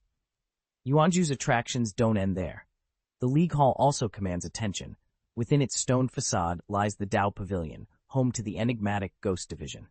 Together with the Bell Tower and the Scorched Tower, these institutions define the character and reputation of Yuanju City. Ethan entered the city gates at 6 o'clock in the evening, his loyal but awkward beast trailing behind. After months in the wilderness, his clothes were threadbare and his hair unkempt, carrying a faint, stubborn odor that caught a few curious glances from passing strangers. Some even whispered and pointed, but Ethan paid them no mind. He had no interest in others' opinions, only in honing his own strength and earning the trust of the elves. His true goal lay elsewhere. If he could find a way to communicate with the ghosts said to haunt this place, perhaps he could learn skills no ordinary trainer possessed. Unfortunately, his current status made that unlikely, but he insisted on trying all the same. Thankfully, Chengdu's capital remained calm and orderly, its pervasive faith keeping tempers in check. At its heart stood Juanyuan Yuanzhu City, the kingdom's spiritual center. Looming above everything was the Great Bell Tower, the symbol that unified every religion and sect in the region. As Ethan passed beneath the tower's shadow, he caught sight of the elven orb fastened to his belt. Its gentle glow, paired with the clumsy beast lumbering at his side, clearly marked him as a trainer. Despite his ragged appearance, he drew no hostile attention, only a few respectful bows from devout pilgrims. He inhaled deeply, tasting the mingled scents of incense, street food, and the crisp evening air. Here in this city of faith, he hoped to uncover the secrets of spirit communication, and with them, a path to greater power. The Alliance trainer's uniform was threadbare and battered, but still unmistakable. The townspeople in Farfield City weren't outright hostile to Ethan, they were simply upset, but his sudden appearance still stirred a crowd. Curious onlookers pressed in, forming a shifting ring that followed him wherever he went. Before long, a young police officer roared up on his motorcycle, a caddy perched on the back. He dismounted with purpose, producing his badge. "Pardon the interruption," he said, voice firm but polite. "I need to verify your Alliance credentials. If I overstep, please accept my apologies, sir." Ethan met his gaze and offered his ID card. The officer held it up to the light, eyes sharp with scrutiny, while Caddy sniffed the air beside him, tail twitching. As a city constable, he could tell at a glance that Ethan was no ordinary trainer. His lean frame and tattered gear spoke of long months living off the land, and there was a restless strength in his posture, an assurance born of surviving the wilds and returning unscathed. Satisfied at last, the officer handed back the card. "Everything checks out," he said, tucking away his badge. "Welcome back to civilization, Ethan. Try not to cause too much of a stir." With that, the crowd's tension eased, and Ethan slipped through the ring of onlookers, already focused on the next step of his journey. Ethan paused at the checkpoint as the young officer stepped forward, offering a polite nod. "I'm sorry, sir," the officer said courteously, "but I need to see your ID. It's just routine, helps us keep the city secure." "Of course." Ethan reached into his pocket. "I've only just returned and could really use a breather." He slipped a slim metal ring from his finger, flipped it open, and withdrew his Alliance ID card. "Here you go." The officer accepted the card, examined it carefully, then handed it back with a friendly smile. "Welcome home, Mr. Ward." Ethan slipped the card back into its ring and glanced around. A freshly posted notice caught his eye. In neat, official lettering it read, "Important. Effective June 1st. Unaccompanied minors will not be permitted beyond this point. Children brought here will be held in the waiting area. Please submit your initial request at the front desk before proceeding. Thank you for your cooperation." He frowned, tucking the announcement into his jacket pocket. It looked like his plans were about to become a lot more complicated than he'd anticipated. Chapter 129, Junsha 1. Ethan let out a quiet sigh of relief as the young police officer took his Alliance ID for inspection. The officer's scrutiny was thorough. If even Xiao Qian's gold-laden grandfather couldn't penetrate Ethan's cover, a low-ranking Union cop certainly stood no chance of uncovering his true identity. Sliding the card into a compact scanner, the officer listened to its single, confirming beep. Ethan's Alliance credentials and clearance level instantly appeared on the device's display. The officer read through every line, then returned the card with a nod. "All clear," he said. "Thank you for your cooperation." Ethan acknowledged the confirmation with a brief nod, slid the ID back into his pocket, and turned to leave without another word. As soon as the crowd realized the police had vouched for him, they dispersed, their initial suspicion giving way to a new feeling, respect. Ethan's calm confidence and the effortless poise he carried spoke louder than words. Everyone sensed they were in the presence of a powerful trainer. The young man watched Ethan disappear down the corridor, the silent beast at his heels, and nodded to himself. There was something unusual about this kid, nothing overtly strange, but in all his years in the field, he'd never met anyone who gave off the same low, simmering intensity. A dormant volcano, that was the closest comparison he could think of. Once Ethan was gone, the young man shrugged and turned back to his own business. He'd only been passing through anyway, and he had no quarrel with the Union police. Still, he couldn't shake the feeling he just witnessed something significant. Meanwhile, Ethan quietly slipped his next battle chip into the reader. Pokémon Catadog, green variant, gender male, level 20, type fire ability, flash fire held item, dog ring genetic moves, crunch break, double kick, flame vortex, basic moves, bite, roar, spark, focus gaze, smell detection, assist, fire spin, revive. TM moves, iron tail, snore cooldown, moves bind, energy power, grass, shadow form, blaze kick. Ethan studied the stats and felt a flicker of envy. Catadog's base attributes were outstanding, and its move pool was impressively varied for a level 20 Pokémon. Even his prized Darkrow might struggle to match it in a straight fight. He slipped the chip back into his pocket, determination flaring in his chest. If Catadog was this good now, just imagine how much stronger he could become. Ethan leaned back against the carriage's worn leather seat and ran a hand through his hair. With the Junsha family quietly throwing its weight behind him, he could soon join the Alliance police. No small feat when one family controlled nearly 70% of all patrols and enforcers. In the Alliance ranks, pledging yourself to the Junshas, or better yet, becoming one of their vassals, was the surest path to a stable, well-paid post. The prestige and resources that came with a great house like theirs were simply overwhelming. He thought back to an earlier time, long before he'd achieved the quasi-Heaven King strength he now commanded. Back then, he'd faced off against a Junsha enforcement squad in a frontier city.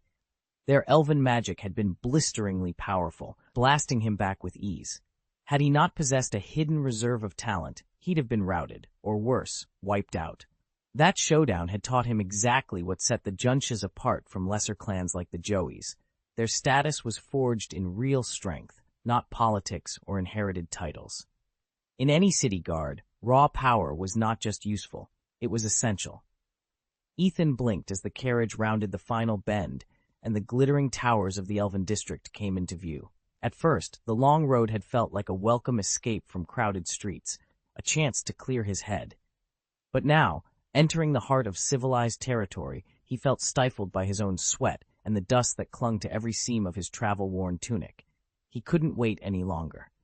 With a sigh, he stood and stretched. He didn't care who might peek out at him from the nearby inns or carry wagons. After days in the saddle, he simply had to wash away the grime. A hot bath and a fresh set of clothes were calling his name. Let them gossip about a high-born officer cutting a spectacle. Ethan would gladly trade their raised eyebrows for the relief of clean skin and crisp linen. Ethan had endured a harsh existence, but having the right resources made comfort possible. Yet, after living and dying once before, he was determined not to repeat past mistakes. Brief pleasures were fine, he reminded himself, but only when you have the strength to support them. Scouting the bustling streets of Yuanju City, he located a high-end hotel whose grand marble facade and discreet doorman spoke of luxury. With a few investigative glances from the front desk staff, he spent 3,000 Alliance coins to secure the presidential suite. Yuanju City, the most renowned ancient cultural center in the Chengdu region, drew countless visitors each year.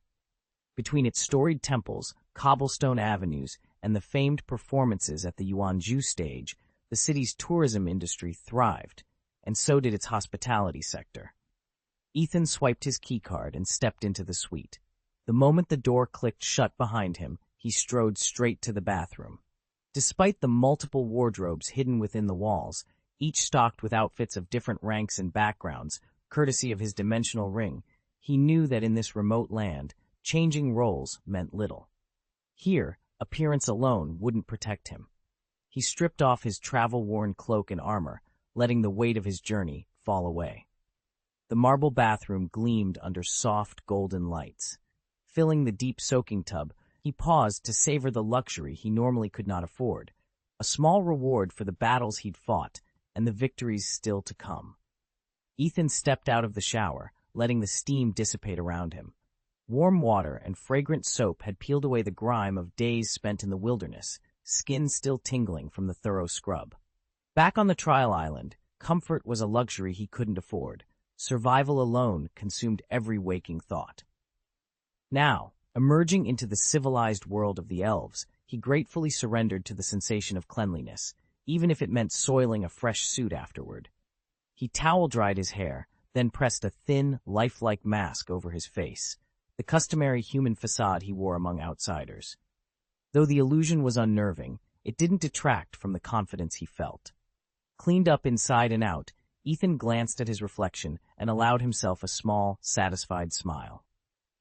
No matter how far he'd traveled or how harsh the wild had been, this moment reminded him why he'd fought so hard to return. A soft chime at the door interrupted his reverie.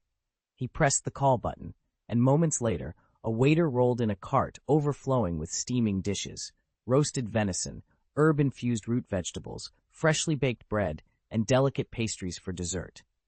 These would be dinner for Ethan and his elven companions, a celebratory feast after days of hardship.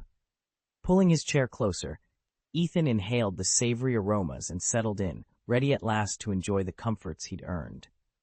Although the barbecue was delicious, there was still something uniquely refined about the cuisine served at a grand hotel.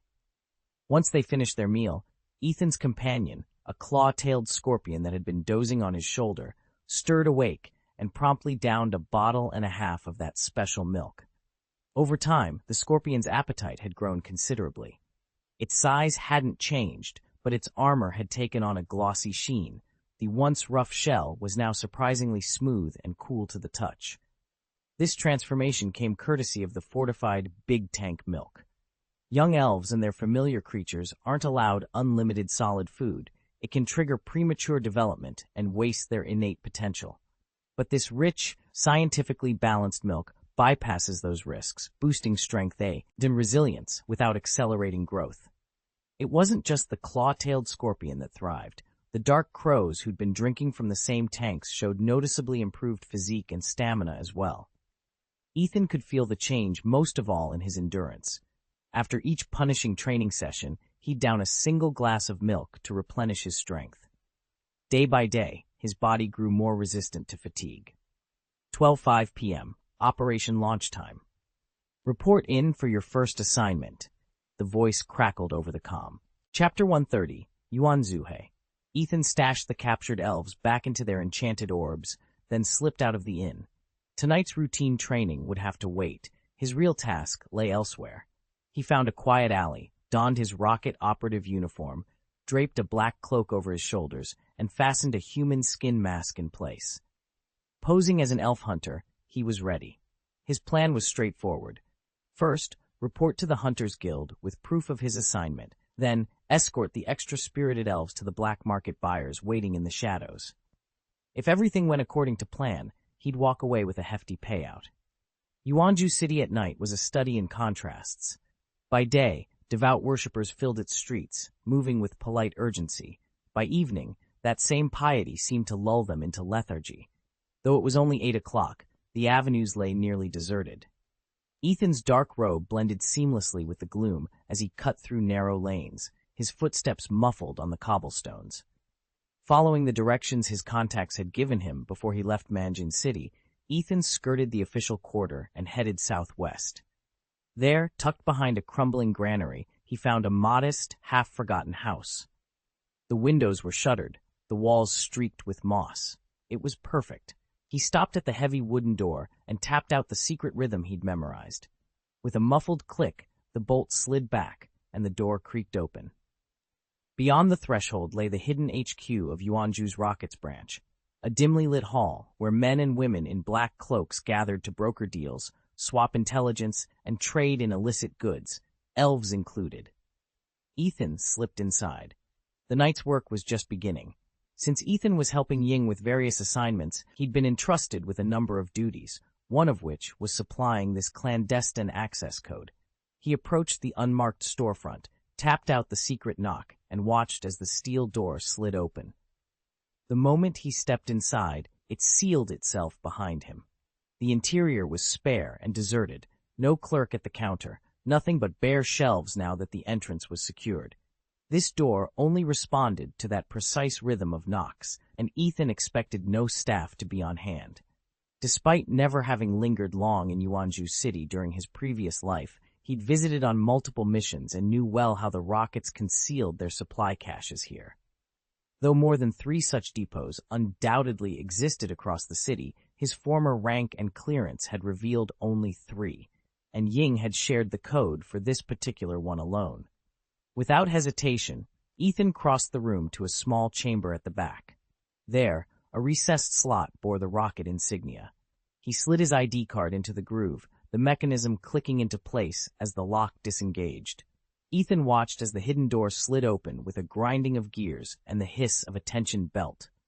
Beyond the yawning darkness lay a cramped chamber, its floor covered in strange, arcane symbols. He stepped inside, and the door slammed shut behind him with a thunderous clang. In the dim glow of a single overhead lamp, Ethan fished an ID card from his jacket and slid it into a narrow slot carved into the wall. Almost immediately, a pulse of his psychic energy rippled through the runes on the floor. The teleportation array, long dormant, flickered to life. 3 seconds later, Ethan vanished.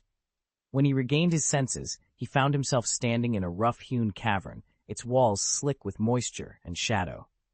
He was in the legendary black market of Yuanju City. Unlike Golden City, which had buried its illicit bazaars far beneath the streets, Yuanju's market sprawled openly through these underground caverns. Not for lack of technological prowess, Yuanju could easily have replicated Golden City's subterrestrial vaults, but because the city's league authorities chose a different approach. Golden City, the Kant region's largest metropolis, had devolved into a den of competing syndicates. Even the Allied League, he admitted it couldn't impose total control, occasionally striking uneasy truces with outfits like Team Rocket or the Hunters Guild. Here in Yuanju City, the black market was less refined but more tightly regulated, an uneasy balance between official oversight and the inevitable underworld dealings that thrived wherever power and profit met. Ethan tucked his ID away and took a steadying breath. He knew the rules. Stay low, do the job, and get out before the next authority patrol swept through. This was the heart of Yuanju's underbelly, and tonight he had business to settle. Yuanju City is unique. Here, the Alliance holds absolute sway, so complete that even the most powerful underground syndicates have been forced to step back. The Bell Tower and the Scorch Tower are too valuable to share, so the Alliance maintains full custody of the city and its secrets. With the League unmoving in its resolve, groups like the Rockets saw no point in a costly showdown over a prize that no longer interested them. They quietly relinquished their claim. In truth, the Rockets had uncovered a far more tantalizing legend elsewhere. The whispers of a Phoenix King beneath Yuanju's soil always sounded fanciful, whereas this new rumor had all the markings of truth. Yuanju City simply wasn't worth the effort anymore. That said, every major hub needs a black market. Recognizing its utility and not wanting to stifle every illicit trade, the Alliance allowed a smaller, unofficial bazaar to operate beyond the city walls. Inside, order prevailed. Outside, deals continued in the shadows. Ethan stepped into the cave, the only illumination coming from a few battered bulbs dangling overhead. He released the elven orb into the air, its pale glow summoning the dark crow to scout the winding tunnel ahead. As they pressed forward, the narrow passage gradually opened onto an astonishing sight, the sprawling mountain stronghold of Yuanju City. After a brief pause to take it in, Ethan descended into the city's notorious black market, carved into the side of Xuanbo Mountain. It was noticeably smaller than the famed Golden Market, fewer stalls, fewer faces, but its clientele was anything but ordinary. Shadowy figures in flowing black robes drifted between booths, their features mostly hidden beneath deep hoods. Here, underworld operatives rubbed shoulders with Alliance-registered trainers, and even the great houses of Yuanju had quietly set up shop. The Alliance chose to look the other way. Yuanju City was famed as the cradle of Chengdu's oldest faiths, where ancient clans had woven their legacies over centuries. In this dimly lit bazaar, secrets and power traded hands in whispers, and Ethan knew he'd stepped into the heart of something far larger and far more dangerous than any cave expedition. To secure the backing of Yuanzhu's leading families, the alliance reluctantly surrendered certain powers, effectively ceding local control to these clans in exchange for their cooperation.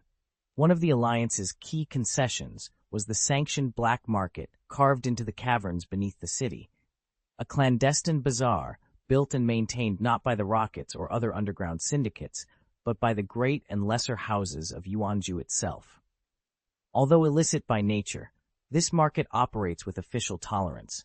No faction, be it the Rockets or any rival organization, is forbidden entry so long as it abides by the unstated rules set by the families. Within the narrow tunnels, discrete emblems and carved sigils decorate countless stalls, each marking the patronage of a particular family.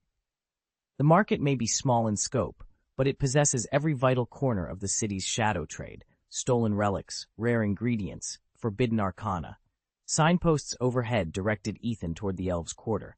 Here, rough-hewn wooden booths sat cheek by jowl with gleaming glass cases, personal vendors, and established shops intermingling until the whole area felt more like a bustling street market than a hidden cavern. Yet even amid this controlled chaos, the Hunters Guild T-post stood unmistakably apart. Heavy iron cages flanked its unadorned doorway, their cold steel bars catching the flicker of torchlight. No greeter stood to welcome visitors, no ornate banner proclaimed the guild's presence. In stark contrast to the Golden Hunters Guild's discreet hideaways, where secrecy was paramount, this branch made no attempt at subtlety. Its austere front issued a clear message: business was to be conducted on the guild's terms alone. Ethan paused at the threshold, steeling himself for whatever lay within. Ethan paused beneath the Hunter Guild's massive emblem over the shop's entrance. One after another, robed figures shuffled past him. Their faces were hidden in the darkness of their hoods, but the golden stars pinned to their chests gave them away as star hunters of the guild. He slipped inside and felt a thrilling jolt of excitement, one he fought hard to keep under control. Swallowing his nerves, he approached the merchant's counter and spoke clearly. "I'd like to sign up for a monthly pass, please." Chapter 131. Submitting the Task. Many of the hunters registered with the guild secretly belonged to underground outfits, some affiliated with the Rockets, others even tied to the League. The guild itself turns a blind eye to those loyalties. It enforces only one rule: no capturing sprites that have no practical value. As a result, most hunters specialize in elves. Small factions have formed under the guild's umbrella, each dedicated to hunting elf spirits for their valuable resources. Those spirits can then be refined and absorbed to strengthen the hunter. Once they grow powerful enough, they tackle ever stronger elves, creating a self-reinforcing cycle of advancement. Proud of their craft, hunters often pin their 5-pointed star badges prominently to their chests whenever they aren't worried about drawing League attention. Ethan barely glanced at the badges as he passed and walked straight through the guild's doors. This hall was much larger than the neighboring shops. Inside, the space opened into a single, cavernous chamber, its interior design splitting the room cleanly into two distinct areas. Ethan stepped into the vast complex and paused to take it all in. To his left lay the elf sales district, an immense hall crammed with iron cages of every shape and size, each one housing a wild, untrained elf awaiting purchase. To his right rose the administrative wing of the Hunters Guild, home to parcel registration counters, job acceptance terminals, and the mission transfer window. Hunters with sufficient points could even trade them for an elf by swiping their guild ID at the sales area. He made his way over to the mission transfer section, where 6 service windows lined the wall. 5 were occupied by busy clerks and impatient hunters. Only the 6th stood empty. A small placard above it read, "For hunters of 5 stars and above." In the elves' world, rank shaped every interaction, and the Hunters Guild was no exception. Hunters who had earned 5 stars or more enjoyed privileges. This exclusive window was just a small reminder of the benefits that came with higher status. Ethan belonged to the lowest tier of hunters, unstarred, with no official rating to his name.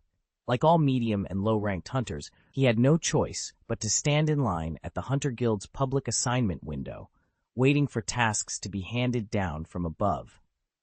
The guild's profits depended almost entirely on high-star hunters. People like Ethan could only hope that a mission might trickle their way. He took his place at the end of one of the queues and folded his arms, eyes hidden beneath a black hood as he surveyed the busy hall. At first, nothing caught his interest, until his gaze settled on a sharply dressed man leaning against a wall in the far corner. Nobody dared approach him or even make eye contact.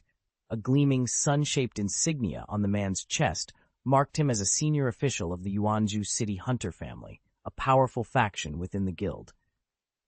Ethan watched as the official's heavy lids shot open the moment he realized someone was staring. After a quick scan of the room confirmed there was nothing to address, the man yawned, stretched against the wall like he owned the place, and closed his eyes again. Ethan couldn't suppress a wry smile. Here was a top-tier guild officer treating the lobby as his personal lounge, while the rest of them queued up for scraps of work. And yet, as he stood there pretending to look busy, Ethan knew that in this world, appearances were almost as important as talent. Ethan didn't dare underestimate the man before him. Anyone worthy of the Sun Medal had to be at least quasi-king level, and a few moments of close observation confirmed that this hunter met the mark. His sense of smell alone was extraordinary. Though he looked lazy, sleeping upright like that, his ability to rest so soundly in any condition spoke of countless trials in the harshest environments. No matter how extreme the surroundings, he could still find sleep. His endurance was unmatched, and beneath that relaxed posture lay a constant, low-key vigilance. Ethan glanced around the hall. The other hunters were unremarkable. Most hovered at 2 stars, a few boasted 4, but not a single 5-star in sight. Bored with the monotony, he looked back at the sleeping figure. Without warning, a crisp announcer's voice echoed through the chamber. "Congratulations on completing your mission. Based on your accumulated points, you are hereby promoted to 5-star hunter. Please proceed to the exclusive window beside you to exchange for your 5th Venus." The desk clerk offered a flawless, professional smile as the words hung in the air. At that moment, the hunter directly ahead of Ethan snapped awake and practically exploded with excitement, leaping out of line so suddenly that he nearly overturned the counter in his haste. "I didn't expect to see a 5-star hunter today. 50 million points? What kind of elf-slaying spree must he've been on? Hey, idiots, stop gawking. Can't you see the symbol under his hunter's medal? That hammer icon means he's with the Hunters Guild's Warhammer hunting team." The moment someone spoke the truth, the whispers died. Outside the guild, the Warhammer hunting team might not be a household name, but among hunters they were legendary, consistently ranked in the guild's top 5 squads. Rumor held that their captain had once brought down a king-level wild elf single-handedly. No one knew how true it was, but one whispered tale was enough to keep most hunters at bay. I felt my back straighten. Just hours ago, I'd been promoted to that very team, Ethan, freshly minted 5-star hunter of the Warhammer hunting team. Their reputation had followed me into the hall, and now I could literally feel the shift in the air. Pride warmed my chest as I made my way to the guild's exclusive service window, head held high, determined not to look back at the awestruck onlookers. After the hunter before him left, the line sped up. 10 minutes later, it was Ethan's turn. He took a seat in the chair facing the service window. "Good morning. May I see your hunter ID, please?" the receptionist asked, her tone polite and professional. Ethan handed over his card, which she swiped through the reader. A moment later, his profile appeared on her screen. "Is this a turn-in?" she inquired. "If you've completed your assignment, please place the elf ball in the slot to my right. We'll verify completion by reviewing the elf's credentials and mission data."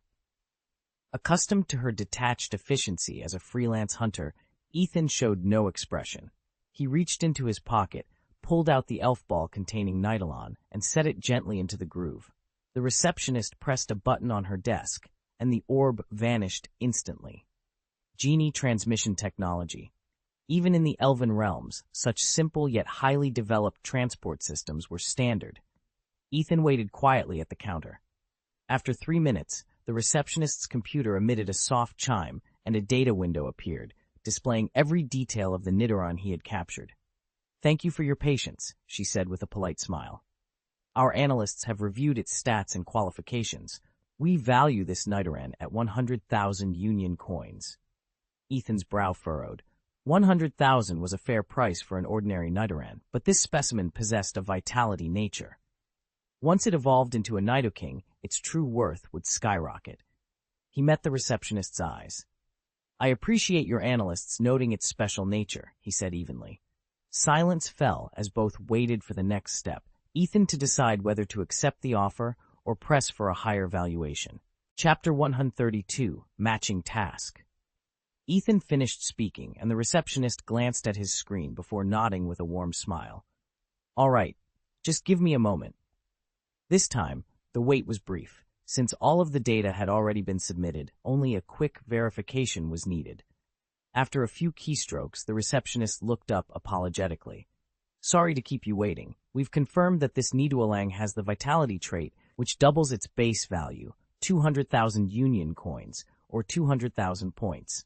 If that's acceptable, I'll credit it straight to your Hunter ID.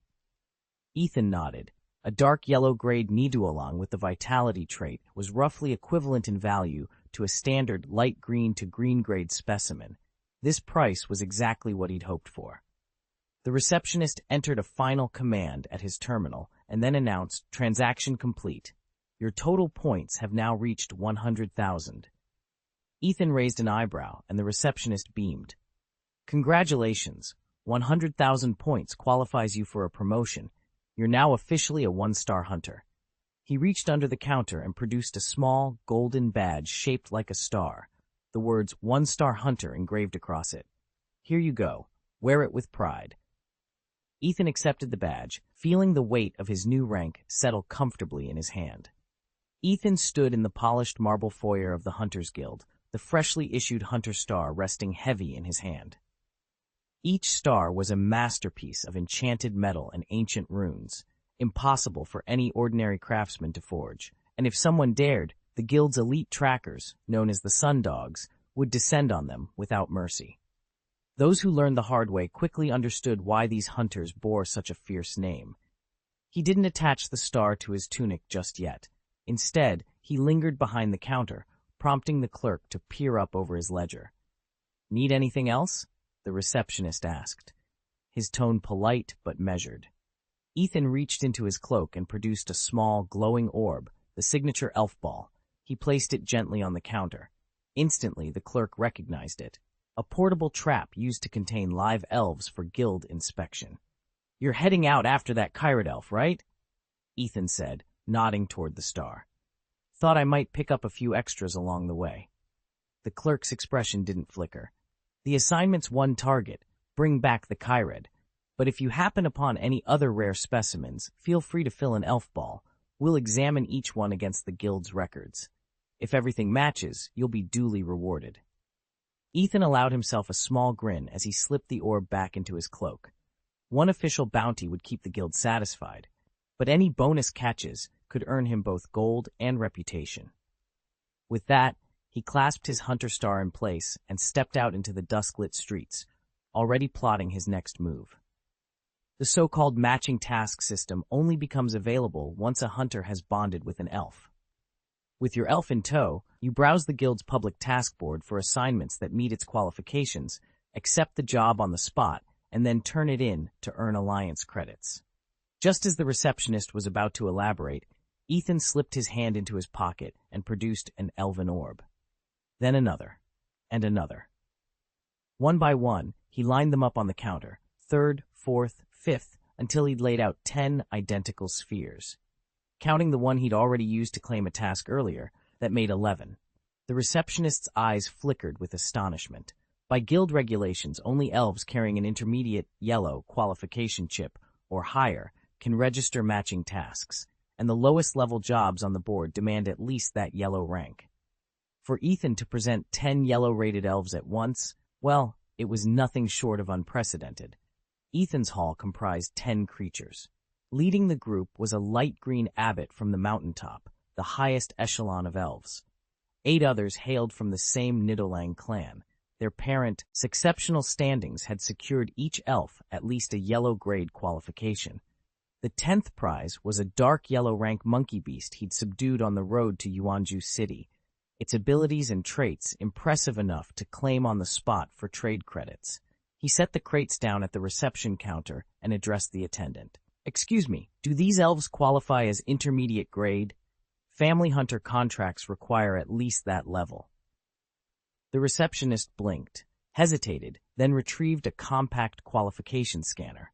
Such devices were tightly controlled and well beyond the reach of an ordinary citizen, especially a freshly minted one-star hunter like Ethan.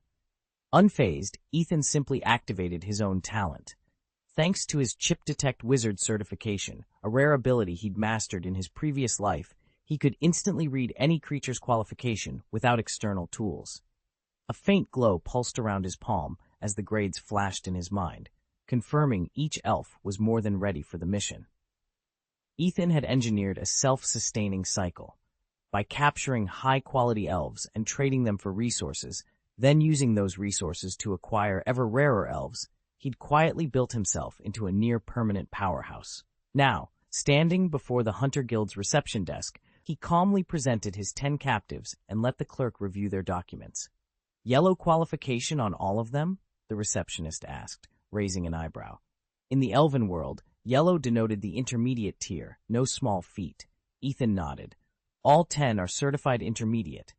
The receptionist didn't argue, but the doubt in his eyes was unmistakable. He'd never seen anyone produce so many yellow rank elves at once. Could they truly all qualify? Or was Ethan trying to pull a fast one? The guild assessed elf qualifications free of charge, but it took a dim view of hunters who repeatedly submitted underqualified recruits. Each failed assessment chipped away at one's credit rating. Fall too far, and you'd lose access to the more lucrative contracts altogether. Ethan met the receptionist's gaze without a flicker of hesitation. He'd played by the rules, and his record was clean. Now all that remained was the official verification, one step closer to solidifying his hard-won reputation.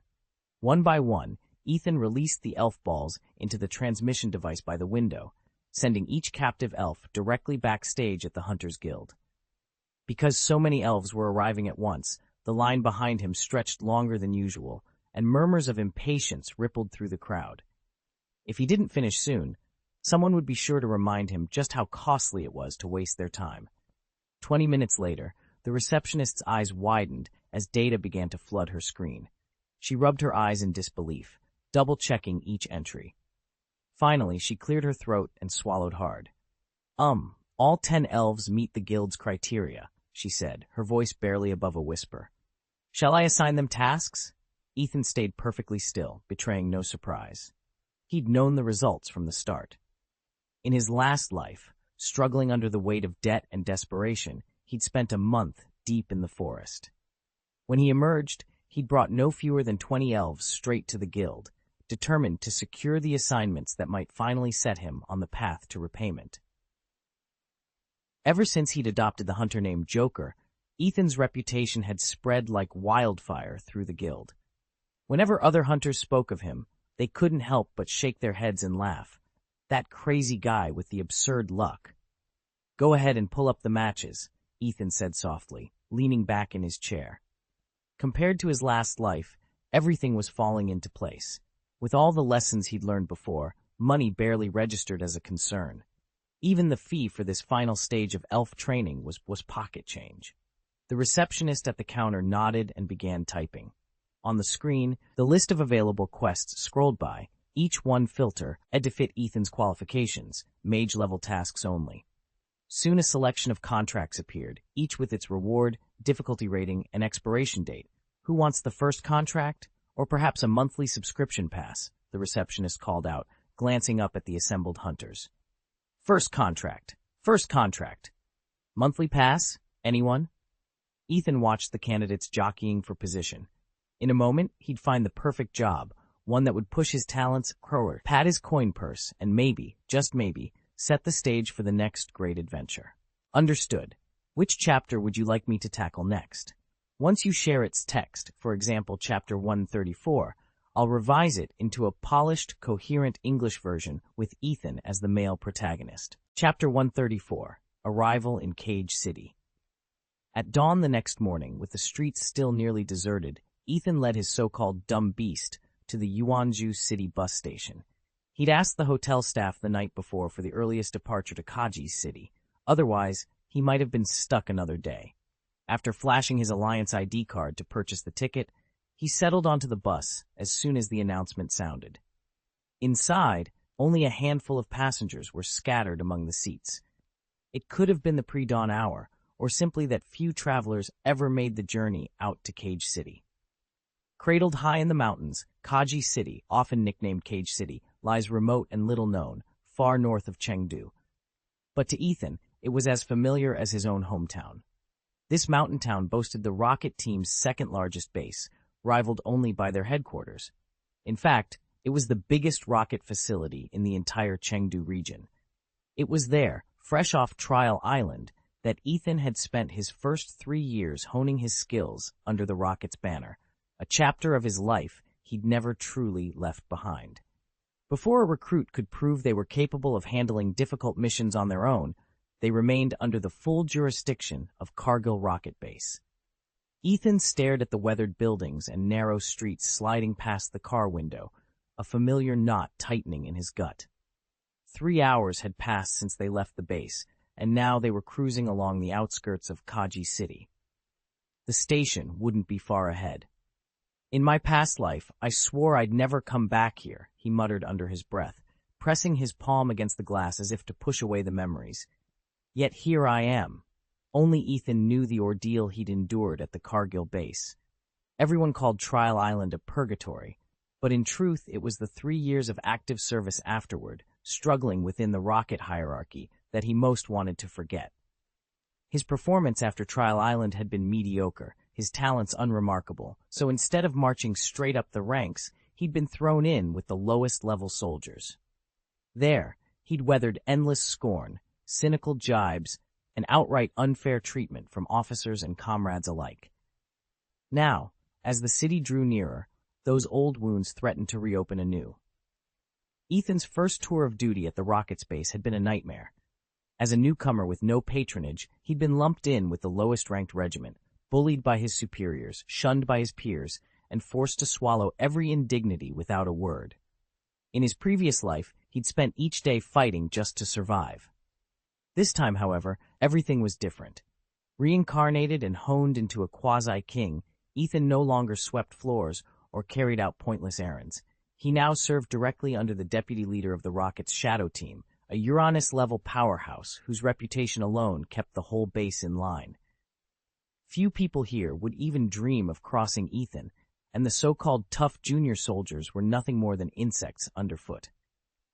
With his elven combat skills now fully awakened, Ethan could dispatch missions in hours that once had taken him days of grueling, body-breaking labor.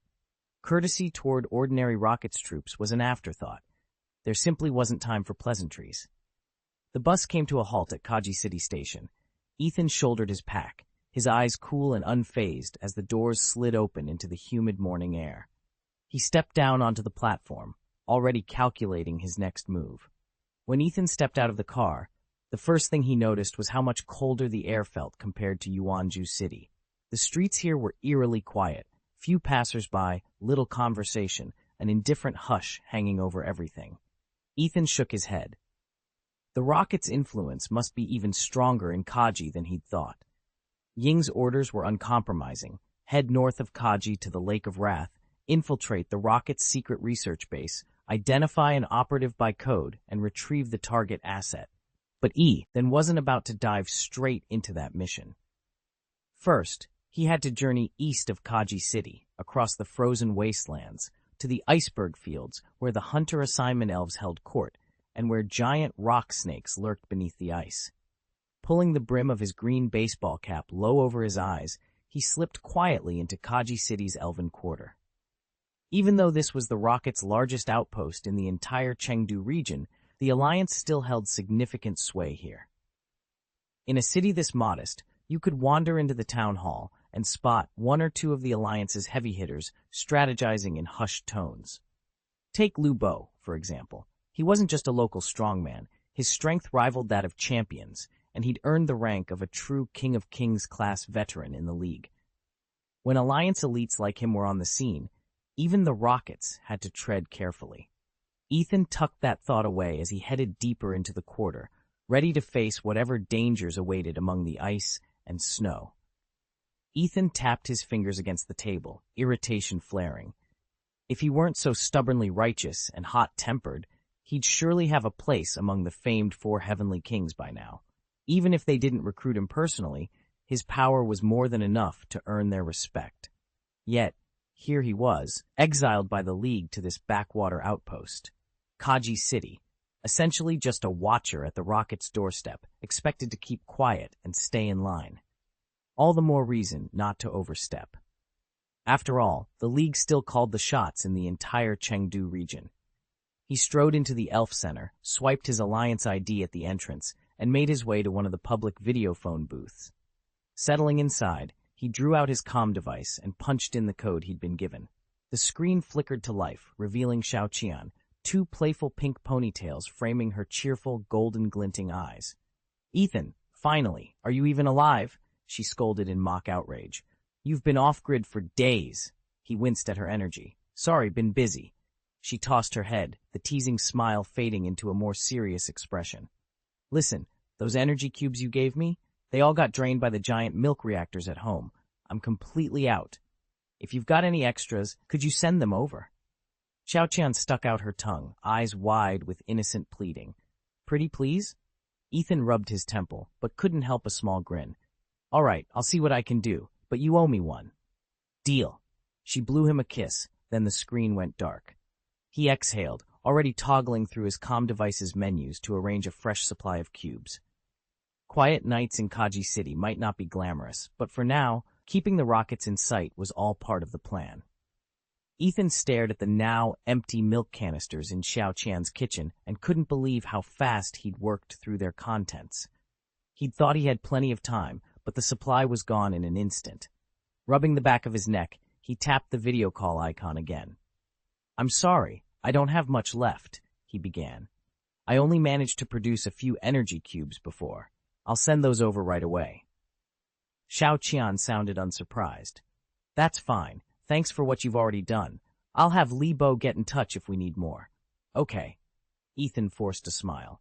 He knew he hadn't been particularly responsive. If he'd been less tied up in his workshop, he would have returned her message sooner. But there were no real pleasantries left for them to exchange, so he ended the call. Almost immediately, a small wave of relief washed through him. With a steady hand, he retrieved the translucent energy cubes he'd assembled earlier and placed them in the transmission chamber at the Elf Center. This device didn't just teleport elves, it could send inanimate objects anywhere on the globe, as long as you had the right coordinates. Ethan punched in the location code Xiaoqian had provided and activated the transmitter. In a soft hum of light, the energy cubes vanished from his lab and, several hundred miles away, reappeared exactly where they were needed. Ethan hadn't gone far from the Elven Guild when his message box chimed. "I've received the items. Funds have been transferred." He smiled to himself. No doubt Li Bo had gotten the goods and sent the money right away. If it had been Xiaoqian, the tone would have been anything but so businesslike. Chapter 5 is coming soon. Pre-orders are open. Please subscribe, grab a monthly pass, and don't forget to recommend. Chapter 135, Come Over at Noon. After a quick but satisfying lunch at the Elven Center, Ethan set out eastward along Route 44, the only road leading away from Kaji City. On the horizon loomed a mighty mountain, its summit lost in shifting clouds and its upper slopes perpetually blanketed in snow. This was Ethan's destination, a legendary peak crisscrossed by ice-carved caverns, cold as winter itself, and said to be a hidden sanctuary for ice elves. From a distance, the mountain looked within arm's reach, but Route 44 led him first into a sprawling forest. An hour of steady walking brought him only to the wood's edge. Though rivers of travelers had thinned here, he still encountered more people than he ever had beyond the walls of Manjin City. Small bands of merchants, scouts, and lone wanderers passed him with hurried steps and intent expressions, each absorbed in their own urgent mission. Ethan paused for a moment on the forest's rim and gazed eastward at the snow-capped peak. The trail ahead promised both mystery and challenge, and he felt a thrill of anticipation. Whatever lay within those icy caves, he was determined to find it. With renewed resolve, he plunged into the dappled shadows of the forest and pressed on toward the mountain's hidden heart. Ethan crept through the dense forest outside Cargill, doing his best to blend in. He'd already noticed that nearly everyone he'd passed was a member of Team Rocket. Cargill, just on the outskirts of Chengdu, is home to Team Rocket's largest regional base, and these woods have effectively become their open-air training ground. On any normal day, Ethan's attire, a standard Pokémon League trainer uniform, wouldn't draw a second glance. Here, though, it marked him as an outsider. Rocket operatives jogging by, many in plain clothes instead of uniforms, cast him cold, distrustful looks. Other trainers, sensing trouble, carefully skirted around him. The forest's reputation as a rocket stronghold wasn't exactly a secret. With resources this rich, Team Rocket wasn't inclined to slaughter every non-member. As long as you kept your league affiliation under wraps, they'd mostly ignore you. But Ethan's bright, official uniform was too bold. Inside Kaji City, league trainers still had some clout. Outside its walls, especially in Cargill, Team Rocket ran the show, and few league trainers dared to show their colors here. Ethan pressed himself against the cool brick wall, heart thumping. He hated uniforms, but after so many years away, he'd completely forgotten to change out of his anti-Rocket Alliance jacket. Stepping off the train in Kaji City, he'd immediately felt the weight of dozens of suspicious stares. In his former life, as a lowly Team Rocket grunt here, he'd never given these things a second thought. Back then, no one batted an eye at his uniform. Now, wearing the Alliance emblem, those same looks felt like a loaded gun. If he didn't send a clear message of strength, a few curious trainers might decide to test their luck against him. Ethan drew a steadying breath and summoned his Pokémon. "Come forth, dumb beast," he called, tossing the Pokéball onto the cracked pavement. It burst open in a flash of light, revealing a hulking creature with vacant, unblinking eyes and powerful shoulders that shifted beneath coarse fur. A hush fell over the small crowd of onlookers, wild battle veterans whose instincts were finely tuned to raw power. Their gazes flicked between Ethan's badge and the lumbering beast at his side. They knew better than to provoke a trainer capable of fielding something like this. Without a word, they backed away, giving Ethan room to breathe. The tension melted as respect and a trace of fear filled the air. He allowed himself a small nod. The Alliance patch on his chest was unmistakable, but in this moment it was his Pokemon's presence that spoke the loudest. Ethan paused only once the strange beast had emerged, and he immediately felt the tension around him ease. Relaxing his guard, he pressed deeper into the forest. Most people lost interest and drifted away, but he knew better than to assume he was unobserved. More than one pair of eyes still lingered in the shadows. 2 hours later, the path grew deserted of human footprints, while flitting shapes, wild elves, began to outnumber them. Suddenly Ethan stopped, every sense alert. He drew a long breath and called out, voice low and steady, "Show yourselves." Silence stretched for a few heartbeats. Then Ethan allowed himself a short, humorless laugh. "Stop hiding," he taunted. "Since when have we backed down from a little risk?" At those words, 2 figures slid from behind a pair of ancient oaks. One stood nearly 6 feet tall in a plain gray coat. The other, equally tall, was clad in black. They regarded Ethan with veiled surprise and something dangerously like amusement. "Kid, how did you find us?" demanded the one in gray, his tone sharp as flint. Ethan's lips curled into a cold smile. If their tracking and concealment skills were any indication, they'd wasted far more talent than they possessed, perhaps even in a past life. He didn't bother answering. The question was rhetorical. Now that they were all here, the real game was about to begin. Ethan's voice was deceptively calm. "Kevin, what's the point of toying with him? It's like a blind cat stumbling into a dead mouse trap. Let's finish this quickly and get back to our mission." Kevin, the so-called rocket youth, studied Ethan with narrowed eyes. There was something disquieting behind this young man's polite tone. "Brother Kevin, hurry up," one of Kevin's cronies urged, stepping forward. "If we dawdle, someone else will swoop in and steal him away." Kevin held up a hand to stop him. After a moment's hesitation, he turned back to Ethan. "All right, you foolish beast," he said, voice low and dangerous. "Hand him over, and I might let you live." "Brother Kevin," the man stammered, but Kevin cut him off with a sharp command. The authority in his voice snapped the man's head down, his bravado collapsing into a flicker of fear that he quickly tried to mask with anger. Ethan watched them both without flinching, the faintest smile playing at his lips. In that instant, Kevin realized exactly why everyone was so afraid of this silent stranger.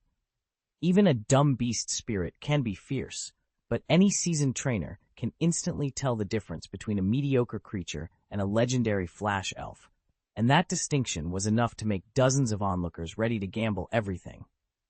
Under their expectant stares, Ethan paused only a heartbeat before drawing a sleek, crystalline orb from his belt. At that moment, Kevin's smug smile faltered. The orb's soft, iridescent glow revealed its secret. Nestled inside was a genuine flash elf, rarer and far more valuable than any greenhouse bloom. Kevin realized with a jolt that he'd seriously misjudged this so-called alliance trainer. Ethan wasn't a mere florist playing at battles. He held something immensely powerful in his hand. Behind Kevin, his bodyguard, a broad-shouldered youth, tensed. He slid his own elf ball slightly forward on his belt, fingers brushing against its cool shell. One sharp command from Kevin, and he'd unleash whatever creature lay within. The two men faced Ethan, eager to strike first, yet wary of the power they'd just witnessed. Neither of them expected Ethan to falter before the beast as they had assumed. Instead, he gave a confident grin and called out, "Here it is. Come and take it." Chapter 6, Part 1 is here. If you enjoyed this chapter, please subscribe, unlock the monthly pass, add it to your favorites, and share your recommendation. Chapter 136. 1 Pick 2. Ethan's taunt hit its mark. His opponents' faces flushed with anger, and the sting of being mocked set their hearts racing. In an instant, both drew twin elven daggers, their blades humming softly in the dim forest light. "Ghosts! Hypnosis!" Ethan barked. At his command, two spectral phantoms slipped from the dappled shadows of the trees and flickered before the rocket agents. But these were no slack-handed league challengers. Rockets, even the lower-ranked ones, prided themselves on lightning-fast reactions. In the same heartbeat, they squeezed their eyes shut and hurled their own elven daggers back. Simultaneously, they tossed out a pair of smoke grenades, an emberstone mine, and a tremor canister, standard-issue ordnance for their squad. A choking gray cloud erupted around Ethan's phantoms, forcing them to hesitate. Ethan's eyes glinted. He spun on his heel, slinging two more rune-etched daggers into the haze. From his right materialized Dark Crow, its glossy wings cutting through smoke. From his left appeared Milk Jug, a shimmering elven familiar shaped like a small horned beast, both dove at the stunned agents. The forest erupted with metallic clangs, muffled shouts, and swirling smoke. Gizi, still smarting from his failed hypnosis, scrambled to attack again, but he froze. Four more elven silhouettes had emerged behind Ethan, each poised to strike. By the time Gizi forced his focus back to the two humans before him, he found himself encircled, trapped in Ethan's perfectly timed crossfire. Just as Ethan hesitated over his next move, he barked out a rapid series of commands. "Ghost, fall back. Hit the giant bat with strange light. Beast, enter meditation. Crow, blessing breeze, then unleash awakening power on the bat. Tank, cast fortify." The four elves needed no further prompting. Ghost melted into the shadows, evading the bat's sweeping claws, then reappeared to fling a crackling orb of strange light that arced straight for its target. Beast closed his eyes and slipped instantly into meditation, a technique Ethan had drilled into him until he could invoke it in the blink of an eye. Crow uttered a sharp cry, summoning a gentle, protective airflow around his form, while Tank loped to the front of the formation and activated Fortify, bolstering his defenses like an immovable shield wall. As the spells and skills unfolded, Ethan took a quick moment to scan the levels and ranks of these four stalwart allies arrayed before him, and of the formidable elves they now faced. Ethan studied the readout on his Pokeviewer one more time. Kevin's coughing and his own were both at level 21, but their qualifications hinted at a difference in strength. Kevin's was rated solid yellow, while Ethan's glowed only pale yellow. Kevin's next Pokemon, however, left no doubt who held the advantage.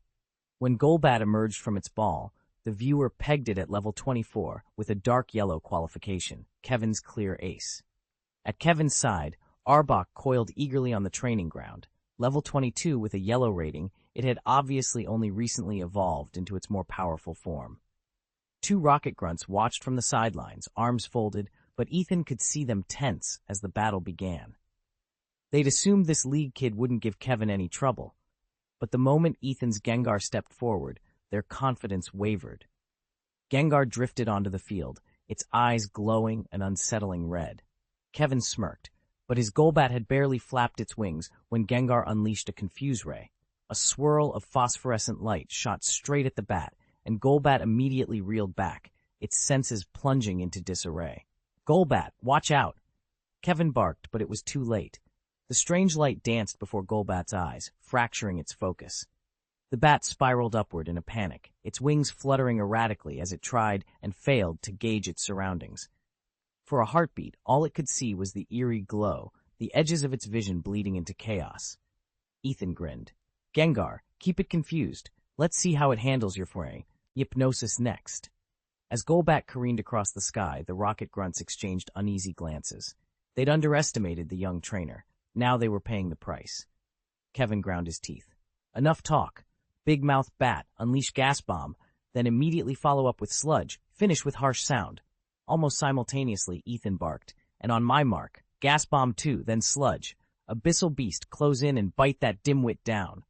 This wasn't their first time fighting side by side. Over countless battles, the two elves had honed an unspoken synergy. While their orders tangled in the chaos of magical light, each command bolstered the other, forming a perfectly timed assault against their formidable foe. The massive bat obeyed, its cavernous jaws sweeping through the air as greenish vapor churned around it. At Ethan's cue, the hulking abyssal beast lunged forward, teeth sinking deep into the target's flank.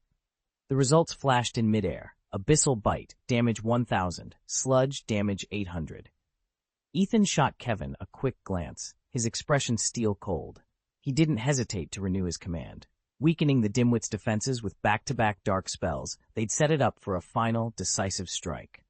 Once the creature's guard broke entirely, their combined onslaught would finish it off for good. Ethan's jaw clenched. He wouldn't let the enemy achieve their objectives so easily. Calmly, he issued precise orders to his 4 elven companions. "Tank, intercept that Aber monster. Don't let it break through. Crow, fan away every sludge bomb they throw. Beast, unleash everything you've got on that big mouth bat with continuous psychic shocks. Phantom, slip behind the gas bomb carriers and hypnotize them into confusion." At his command, the hulking milk tank elf strode forward, arms braced like an impenetrable shield. The Aber monster thundered toward him, but came to an abrupt halt. There was simply no way around such an immovable obstacle. It snarled, unsure how to proceed. Above them, the two bombers lobbed globs of corrosive sludge. Dark Crow beat her obsidian wings, sending gusts of wind that blew the sludge harmlessly aside. On the rare occasion a droplet slipped through, it splattered against her feathers and dripped to the ground, inflicting no real damage. Meanwhile, Beast, whose natural affinity lay in psychic combat, stepped into view. Having completed his earlier meditation, his mind was razor-sharp. He thrust his claws forward, sending wave after wave of mental shock into the big-mouth bat's psyche. The creature staggered, wings fluttering erratically, as each psychic impulse tore at its concentration. Finally, Phantom slipped silently among the enemy bombers. With a glimmer in his eyes, he whispered a hypnotic chant.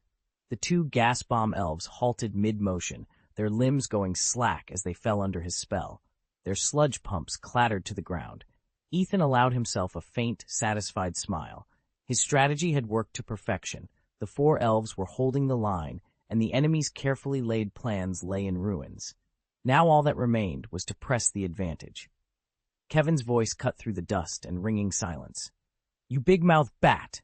He spat, glaring at Ethan across the clearing. The clash of steel and roar of magic had subsided, the final echoes fading into tense stillness. Bit by bit, the battlefield's shape reemerged, a tangle of discarded weapons, scorched earth, and weary warriors catching their breath. Ethan knelt, one hand pressed against his bleeding side, but his shoulders remained squared. Through bloodshot eyes, he met Kevin's scowl with a stubborn grin. "You know me. I've always got something left in reserve." He twisted, planting himself on unsteady legs, and caught sight of their friends rallying behind them. Lila tending to a wounded comrade, Darius wiping sweat and grime from his brow, and Mira gathering fallen banners into a neat bundle. Together, they were bruised but unbroken. As the dust settled around them, Kevin let out a long breath. "Looks like this round goes to you, Ethan." He offered a hand. Ethan accepted it, hauling himself upright. For a moment, neither spoke, just two warriors acknowledging the price they'd paid and the bond they'd forged in fire. Then Ethan cracked a rueful smile. "Just don't get used to it." Thank you for reading Chapter 8. If you enjoyed Ethan's narrow victory, please subscribe for more, and consider leaving a review or sharing with friends. Your support keeps the story alive. Chapter 137, The Other Side of the Big Milk Tank. Kevin stared in disbelief as his ace Pokémon fell first. His Golbat, fast, powerful, and a mainstay of every Rocket Grunt squad, had never lost its edge on a mission. Yet before it could even react, it was struck by that eerie ghost attack and rendered useless. "Damn it," Kevin barked at his teammate. "Why don't you let Abercrombie loose on that idiot already? Let that beast do what it's meant to do. Right now we're all scrambling." The young rocket he'd shouted at froze, eyes widening. "My apologies, Kevin," he stammered, instantly dropping his bravado and snapping to a mock salute. Kevin smirked as he watched the other henchmen cower. Losing Golbat's support didn't intimidate him in the least. He had one goal: take down that wretched Alliance trainer Ethan and claim every ounce of glory for himself. Kevin, who, for reasons of his own, insisted on calling Ethan brother, had tagged along with the Alliance trainer into this battle. But when Ethan barked out his next orders, Kevin's face flushed alternately red and blue. He dared not object. His loudmouth bat, Crobat, lay sprawled and helpless on the battlefield, and now all he had left was his wheezing. If victory was to be theirs, he would have to trust Ethan completely, and he'd promised himself that once they'd walked away unscathed, he'd make sure everyone knew how brilliant brother Ethan had been. Ethan gave him a cold, assessing look. Two trainers who already doubted each other could never fight in true harmony, and they'd already overestimated themselves once today. He tapped the Pokeball on his belt. "Miltank, keep it rolling with rollout. Hypno, psychic that fallen Crobat again. Abamasno, Ice Fang on the same target. And Murkrow, sneak in with feint attack. Take down that wheezing." They hadn't needed to become so defensive. Between them, they still had 4 Pokemon remaining. Each of Ethan's partners had their own strengths, but Kevin's wheezing was poisonously dangerous, and Crobat was out of the fight. Now, they could only hope their combined strategy would turn the tide. Ethan glanced at the shimmering bulk shield between him and the aberrant serpent.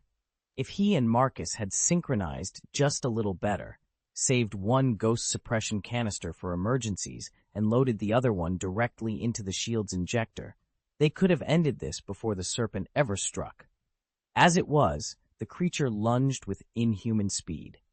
Even the giant mouth bat, momentarily tainted by the serpent's eerie glow, would have shaken off that ghostly energy in time.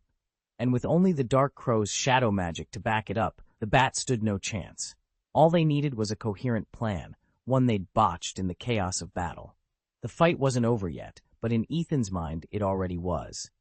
Marcus might be panting beside him, but neither of them feared death. They simply had the better gear. Time, not talent, would determine the outcome now. Ethan recharged the bulk shield's last injector. The energy fields pulsed, weaving a second layer of defense over the tank's thick plating. He'd deployed this twice already, and each time, the shield's reinforced armor had halved the serpent's fire and ice attacks. Even its famously powerful ice fangs couldn't cut through that much metal on their own. What remained dangerous was the beast's psychic assault, its mental shockwave. Ethan tightened his grip on the control lever. The moment that next surge came, he and Marcus would be ready. All they needed was one more flawless burst of shield energy, and the aberrant serpent's reign of terror would finally be over. Ethan's swift command to shift his Pokemon's focus paid off immediately. A surge of psychic energy crashed into Arbok, rattling the snake and slowly wearing down its resolve. Meanwhile, Murkrow found itself entangled in Kevin's poison bombs, crippled but still dangerous. Kevin clenched his teeth as he surveyed the battlefield. Nothing had gone according to plan. Now he not only had the Alliance trainer pressing him, but also needed D to watch his own comrades inching closer. Retreat crossed his mind for the first time. The situation was slipping out of his control and pushing forward. Even if he somehow defeated the Alliance trainer, would only leave him vulnerable to his teammates. Fingers brushing the Pokeballs at his belt, he prepared to recall his Golbat at a moment's notice. The coughing with its poison bombs would have to be left behind. One can't carry every weapon into a fight. Just as he steeled himself to withdraw, a sharp voice pulled his attention back. The other Team Rocket trainee, who'd been shadowing Kevin's every move, stepped forward.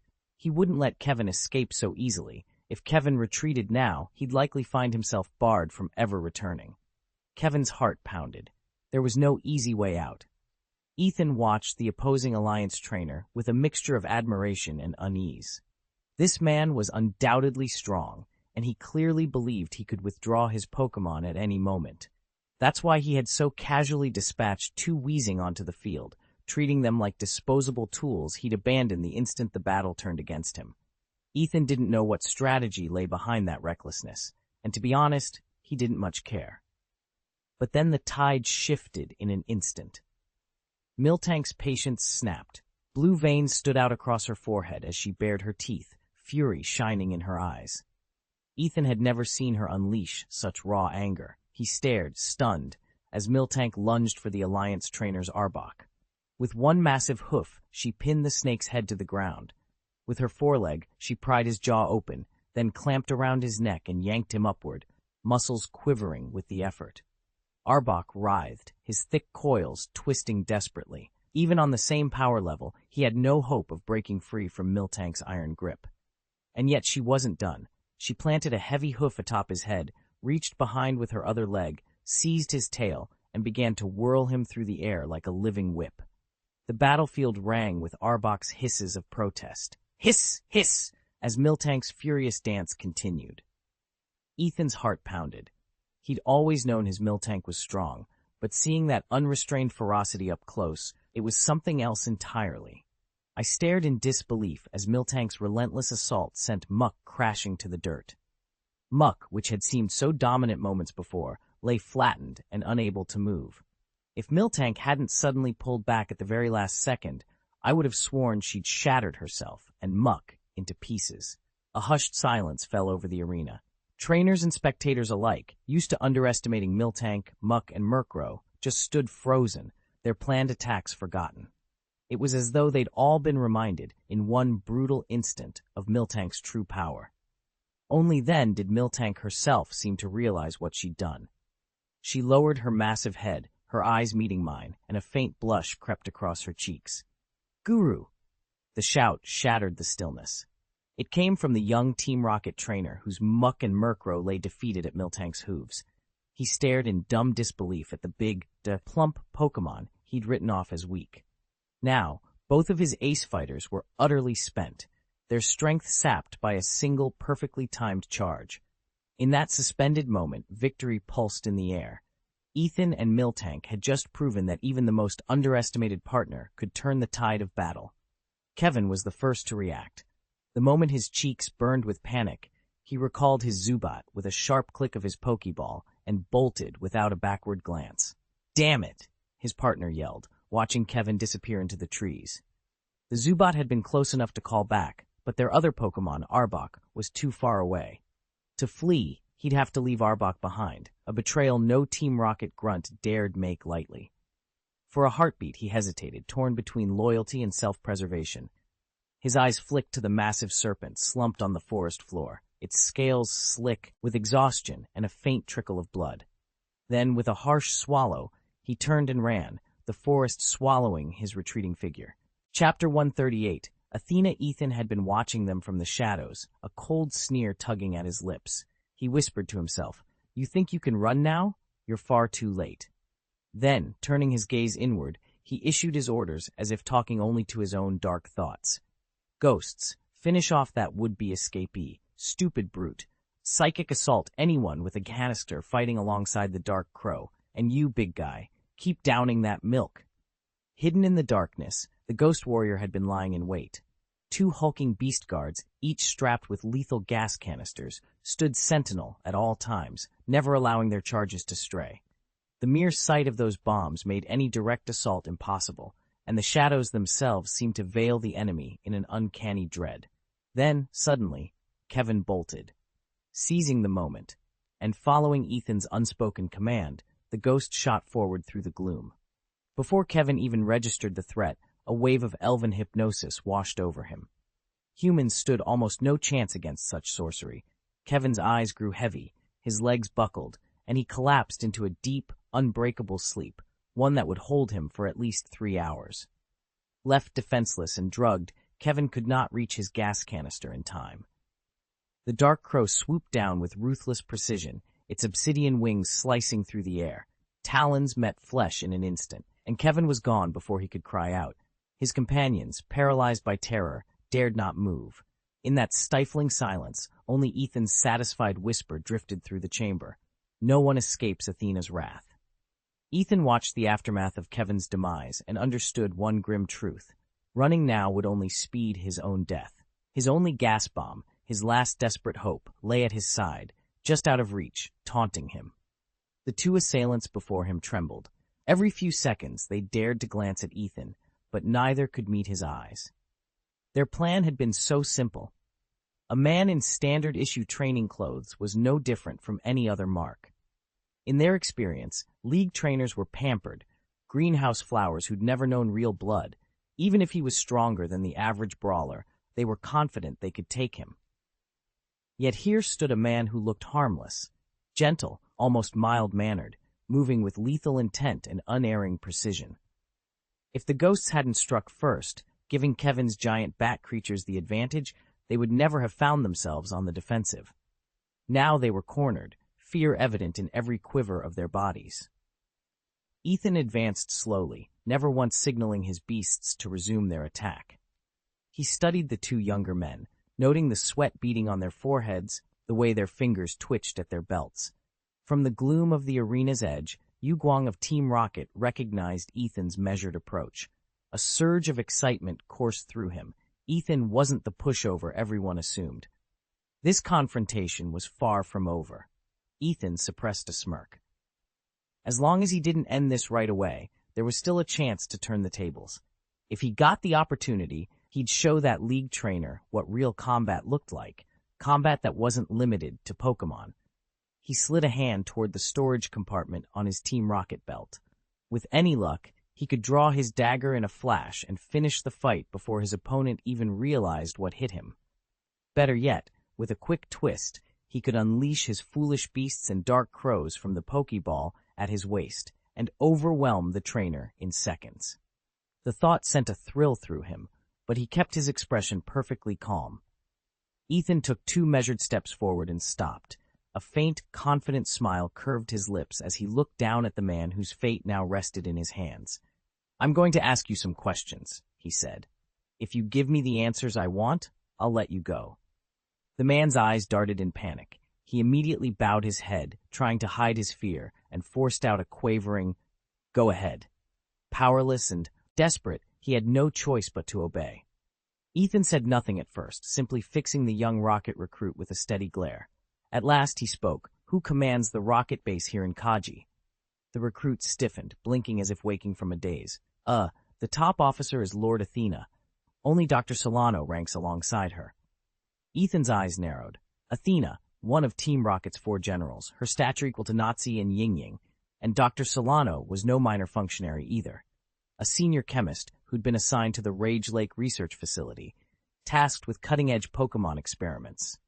Rumor held that he alone might unlock the secret of the Red Tyrannosaurus, an achievement worthy of a prodigy. Ethan leaned forward, voice low and even. "What stage are they at right now in their research at Rage Lake?" The recruit's face went pale. That was classified information, far above his clearance.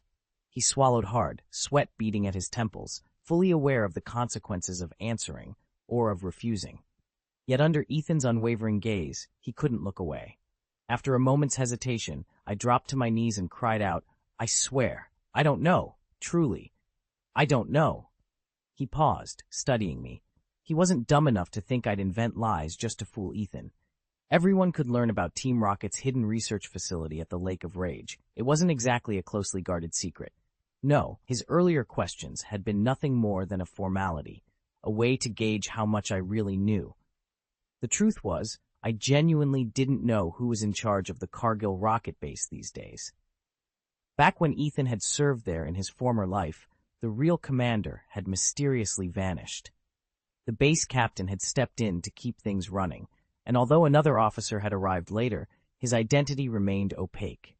Ethan had asked about the base leadership only to verify one critical fact, that the League hadn't struck the Kanto City rocket outpost yet.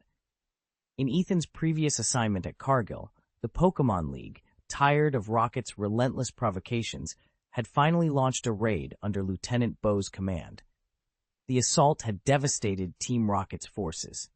While the League stopped short of completely annihilating the organization, the attack had been enough to rein in Rocket's worst excesses and force them into an uneasy truce. It was in the aftermath of that operation that Ethan had been posted to the base, trying to keep the peace, and trying to uncover the secrets lurking in its laboratories. I swallowed hard, still on my knees. "Please," I begged. "I'm telling the truth. I have no idea who's running things now." He looked away, uncertain how much more he could trust me. But deep down, I knew it was the truth, and that the real answers would come only if I stayed alive long enough to find them. Ethan's eyes flicked to the comm crystal. Now that he knew the Supreme Commander was still alive, he couldn't risk leaving a trail. Coalition raids could strike at any moment. They had to move fast. When questioned again, Ethan hesitated just long enough to force his interlocutor to rephrase, buying himself time. But the kneeling rocket operative refused to yield. With a snarl, he drew a dagger from his belt and lunged at Ethan, barely a pace away. Then, impossibly, the man's body jerked upward, suspended in midair. Blue light shone in the eyes of the Dark Crow, a spectral beast bound to Ethan's will. With a single thought, Ethan had anticipated every move. The crow extended its claws and without hesitation slit the attacker's throat. The second operative, clutching a gas grenade, stood frozen, his mind already entangled in Ethan's ghostly hypnosis. The canister slipped from his grasp and rolled harmlessly across the floor. In under 10 minutes, the two overconfident rocket agents lay dead at Ethan's feet. They would never understand how the League's trainer Muna could fire so decisively, or why their combat commander remained so unnervingly calm. Kevin, entranced by the ghost's hypnotic sway, ended up dying in his sleep. The lone gas bomb creature met its demise at the claws of the dumb beast and the Dark Crow. As for the big-billed bats and the Aba snake they'd captured earlier, Ethan judged they still might prove useful, so he let them live. Pre-order Volume 10 now, and don't forget to subscribe for all the latest updates. Chapter 139, Watched Again. After distributing the loot, Ethan handed out the large milk canisters so the Dark Ravens could restore their strength. As they drank, he felt that familiar prickling at the back of his neck. Someone was watching him. During the fight, he'd chalked it up to one of his fallen opponents, but now both lay subdued at his feet, and the sensation only grew stronger. Ethan raised his head and scanned the quiet clearing. The battle was over, yet the forest felt unnaturally still, as if every leaf had held its breath. Then, out of the corner of his eye, he noticed movement by a massive oak roughly 50 meters away, a dark shape darting behind the trunk. Had he not been so wary, he might have dismissed it as a trick of the light. He watched the spot intently, but the figure never re-emerged. The moment it vanished, the oppressive gaze lifted, leaving him in an almost eerie calm. Ethan frowned. The silhouette had been quick, tall, and slender. Definitely not human. There was only one likely explanation: an elf.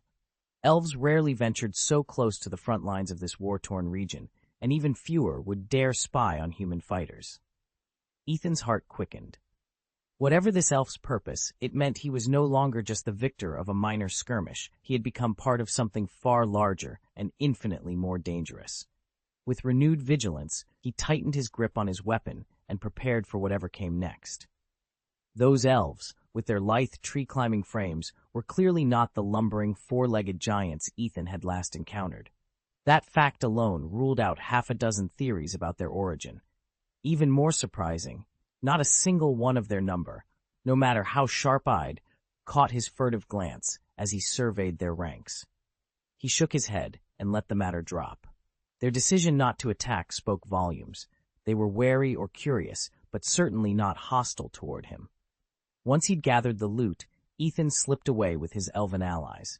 The acrid stench of scorched earth and torn flesh would soon draw every nearby wild elf, so they dared not linger. What Ethan didn't know was that, moments after they departed, a shadowy figure glided into the abandoned clearing. Had he possessed keener sight, he might have recognized the intruder as the same watcher who'd trailed them before. Clad entirely in black, the stranger paused beside the spent gas bomb, his presence as silent as the wind. Then, in a heartbeat, he vanished into thin air. With the battlefield now behind them, Ethan led the elves deeper into the forest, each step taking them farther from danger and closer to their next challenge. Sunlight sifting through the canopy grew ever fainter as we pressed deeper into the woods. The trees thickened, their branches intertwining overhead, and with each step the air grew noticeably colder, a sure sign we were closing in on the iceberg beyond this forest. With hardly another soul in sight, Ethan loosened the reins on his elven companions, letting them roam and spar at will. Since leaving Trial Island, the elves' rate of growth had slowed. They'd battled through the woodlands between Manjin City and Yuanju City for several days, hoping to make up lost ground. And yet, they still fell short of Ethan's expectations. He needed tougher challenges for them to level up, and this forest offered precisely that. Here, the wild elves were fiercer than those closer to civilization, no doubt hardened by the harsher climate and lighter human presence.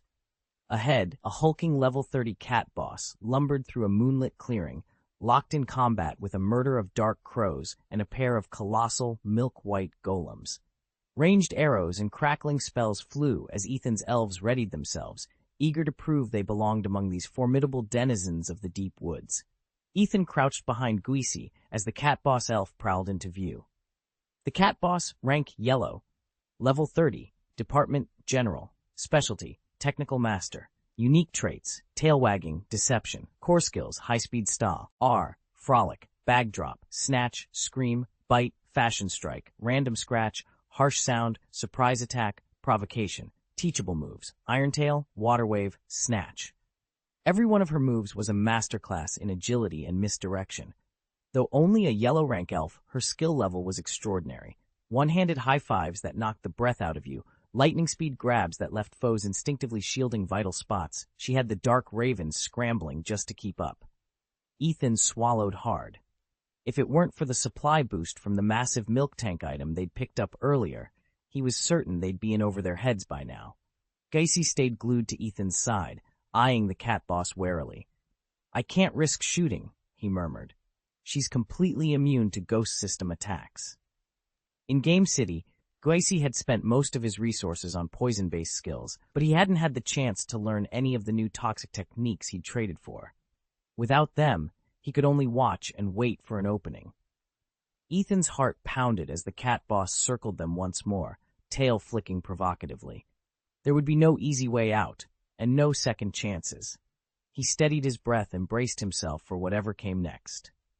Though general-class adventurers possess no specialized counters, apart from the rare ghost system, they also have no glaring weaknesses.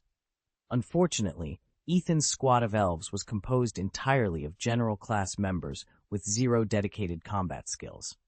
From the moment the Cat Lord appeared, their situation grew perilously awkward. Having spent its life in the wild, the Cat Lord relied on sheer speed to survive. Ethan, however, had anticipated this. He'd positioned a massive milk barrel to seal off the only escape route. The moment the Cat Lord spotted that barrier, it skidded to a halt, cornered. "Now!" Ethan called out. In perfect unison, the dark raven dived from above while the black beast thundered in from below. Their coordinated assault struck the Cat Lord's limbs and balance, sapping its ability to fight without delivering a killing blow. As it staggered, Ethan launched an elven binding orb. Runes of light flared around the beast, locking it fast. Ethan stepped forward and surveyed his prize, a level 30 Cat Lord endowed with the Technomancer trait. At the Hunters Association, such a capture would fetch a small fortune, exactly what he needed right now. He allowed himself a tight smile, then glanced at the bound creature. A flicker of unease passed through him.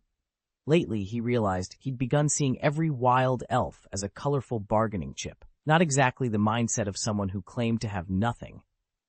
Ethan slipped the elven orb, still glowing faintly with the essence of the feline boss, out of the ardent ghost's grip and tucked it safely into his pocket. The cat boss was quick, and he'd barely been hurt, only drained of strength. A short rest would restore him fully, so there was no need for elaborate healing. With that settled, Ethan positioned the large mana canister at the center of the clearing. Its soft hum signaled the slow, steady flow of restored energy to everyone in his party. As he watched the canister's light pulse in rhythm, a familiar prickling ran down his spine. He was being watched. He froze for a heartbeat, then forced himself to move on, pretending he hadn't noticed. Leaning closer to his hulking companion, he murmured, "Use your clairvoyance. Sweep the trees and underbrush. See if any elves are spying on us." The beast blinked once, surprised, then closed its eyes. A silent wave of its power rippled outward, threading among the trunks and creeping through the ferns. After a moment, it shook its massive head, signaling that it had found nothing. Ethan's jaw tightened. He hesitated, about to summon the dark raven for a second opinion, when the uneasy sensation vanished as abruptly as it had come. He let out a slow breath and carried on, every sense alert for whatever, or whoever, might be lurking beyond the tree line. Ethan froze, pulse quickening. If it hadn't been for what happened the first time, he might have chalked it up to his imagination. But after a second encounter, there was no denying it felt deliberate. The first might have been a fluke, the second, unsettlingly deliberate. He drew a deep breath. "Let's find somewhere to make dinner," he said, shouldering his pack. As soon as the sensation of being watched slipped away, he knew whoever, or whatever, had been there was gone. Ethan hadn't even moved, and yet the presence had vanished without a trace. Above him, the sun dipped toward the horizon, painting the sky in streaks of crimson and gold. Nightfall was approaching faster than he'd anticipated. He needed to choose his campsite, gather wood, and start the fire before darkness swallowed the forest. With a final glance at the empty clearing, Ethan set off down the trail, determined to make camp before the last light faded. Chapter 140. Early dawn's cool, damp air filled Ethan's lungs as he dropped lightly from the sturdy branch above and landed on the dewy grass. He stretched slowly, a few sharp cracks echoing from his shoulders and spine as he shook off the last vestiges of sleep. At his movement, the elves who'd spent the night high in the canopy slipped down behind him, their feet barely brushing the foliage. This forest felt nothing like the woods outside Manjin City. Here, the elves were strong and skilled, and wary. They'd insisted on sleeping aloft rather than risk danger on the forest floor. Ethan understood their caution. Last evening, he'd sensed a dark shape watching him just beyond the torchlight. It never came closer, but it had been long enough to keep him on edge until he finally drifted off. They ate a quick breakfast of dried fruit and rye cakes, eyes straying toward the distant peaks. After a full day's march, the iceberg, that once seemed impossibly remote, now loomed before them. Through the tangle of branches and leaves, they could already make out sheer, jagged rocks and pale streaks of glacial ice threading down the mountainside.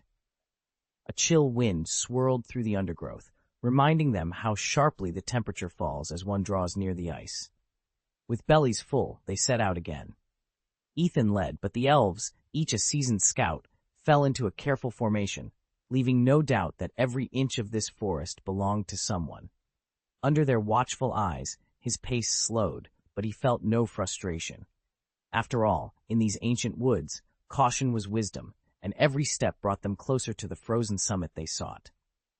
Elves stake their claims in two ways. Some powerful loners mark out personal domains, while others defend broad swaths of forest for their clans. No matter how they acquire territory, every elf jealously guards its borders. Fortunately for Ethan, a lone wanderer, even the mightiest individual elf can't patrol an entire woodland. If he moves quietly and keeps to little-used trails, he can slip past their outposts without drawing notice. Clan lands are a different challenge. There, dozens of elves stand guard at hidden posts and along every traveler's route. Any stranger who stumbles in is driven out, or if unlucky, hunted like game. Yet the greatest hazard Ethan faces isn't elven sentries at all, but the giant needle bee. Native to the Kanto forests, these aggressive insect elves have also established pockets in the Chengdu region. A single hive soon swarms outwards, colonizing every available grove. Left unchecked, Ethan is convinced they would overrun the entire elven realm.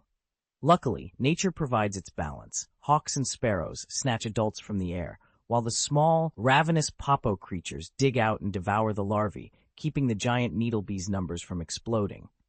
Ethan burst out of the giant needlebee colony's territory, his lungs burning with each ragged breath. These bees dwarfed those he'd faced on the test island, sleek, black and amber bodies, thrice the size, their numbers so dense they darkened the forest floor like a living shadow. Hoofed elves and winged folk alike prized their honey, but even they had to tread carefully around a hive of this magnitude. Moments earlier, the dark ravens had struck. Working as one, they brought down the hive's greatest warrior bee, provoking the fury of the entire swarm. In the ensuing chaos, the captives, Ethan among them, seized their chance and fled. Now, as the buzzing faded into the distance, he dropped to one knee. "Sir, help yourself," came a calm voice. A guard from Ethan's party pressed a crystal goblet into his hand and stepped back, leaving him enough room to rest. Ethan raised the glass to his lips. The cold milk was rich and slightly sweet, exactly what he needed. With each swallow, his strength returned, the fatigue in his muscles ebbing. He wiped a smear of foam from his chin and opened his mouth to speak, but then he paused. That familiar, prickle at the back of the neck sensation washed over him once more. Eyes were on him again, and he didn't yet know who was watching. Ethan's skin prickled with awareness. Someone, or something, was drawing closer. He paused and glanced down at the empty glass in his hand. "If I'm not mistaken, that thing is staring at this, isn't it?" To test his hunch, he reached into his belt pouch and pulled out a fresh bottle of milk. As soon as he did, he felt that same intense scrutiny, shifting from the empty glass to the newly opened carton. He replayed the past few encounters in his mind. The first time he'd felt watched was right after his fight with the two rocket soldiers. At that moment, the massive milk drum had appeared out of nowhere, supplying the Dark Crow's forces with a powerful strength boost.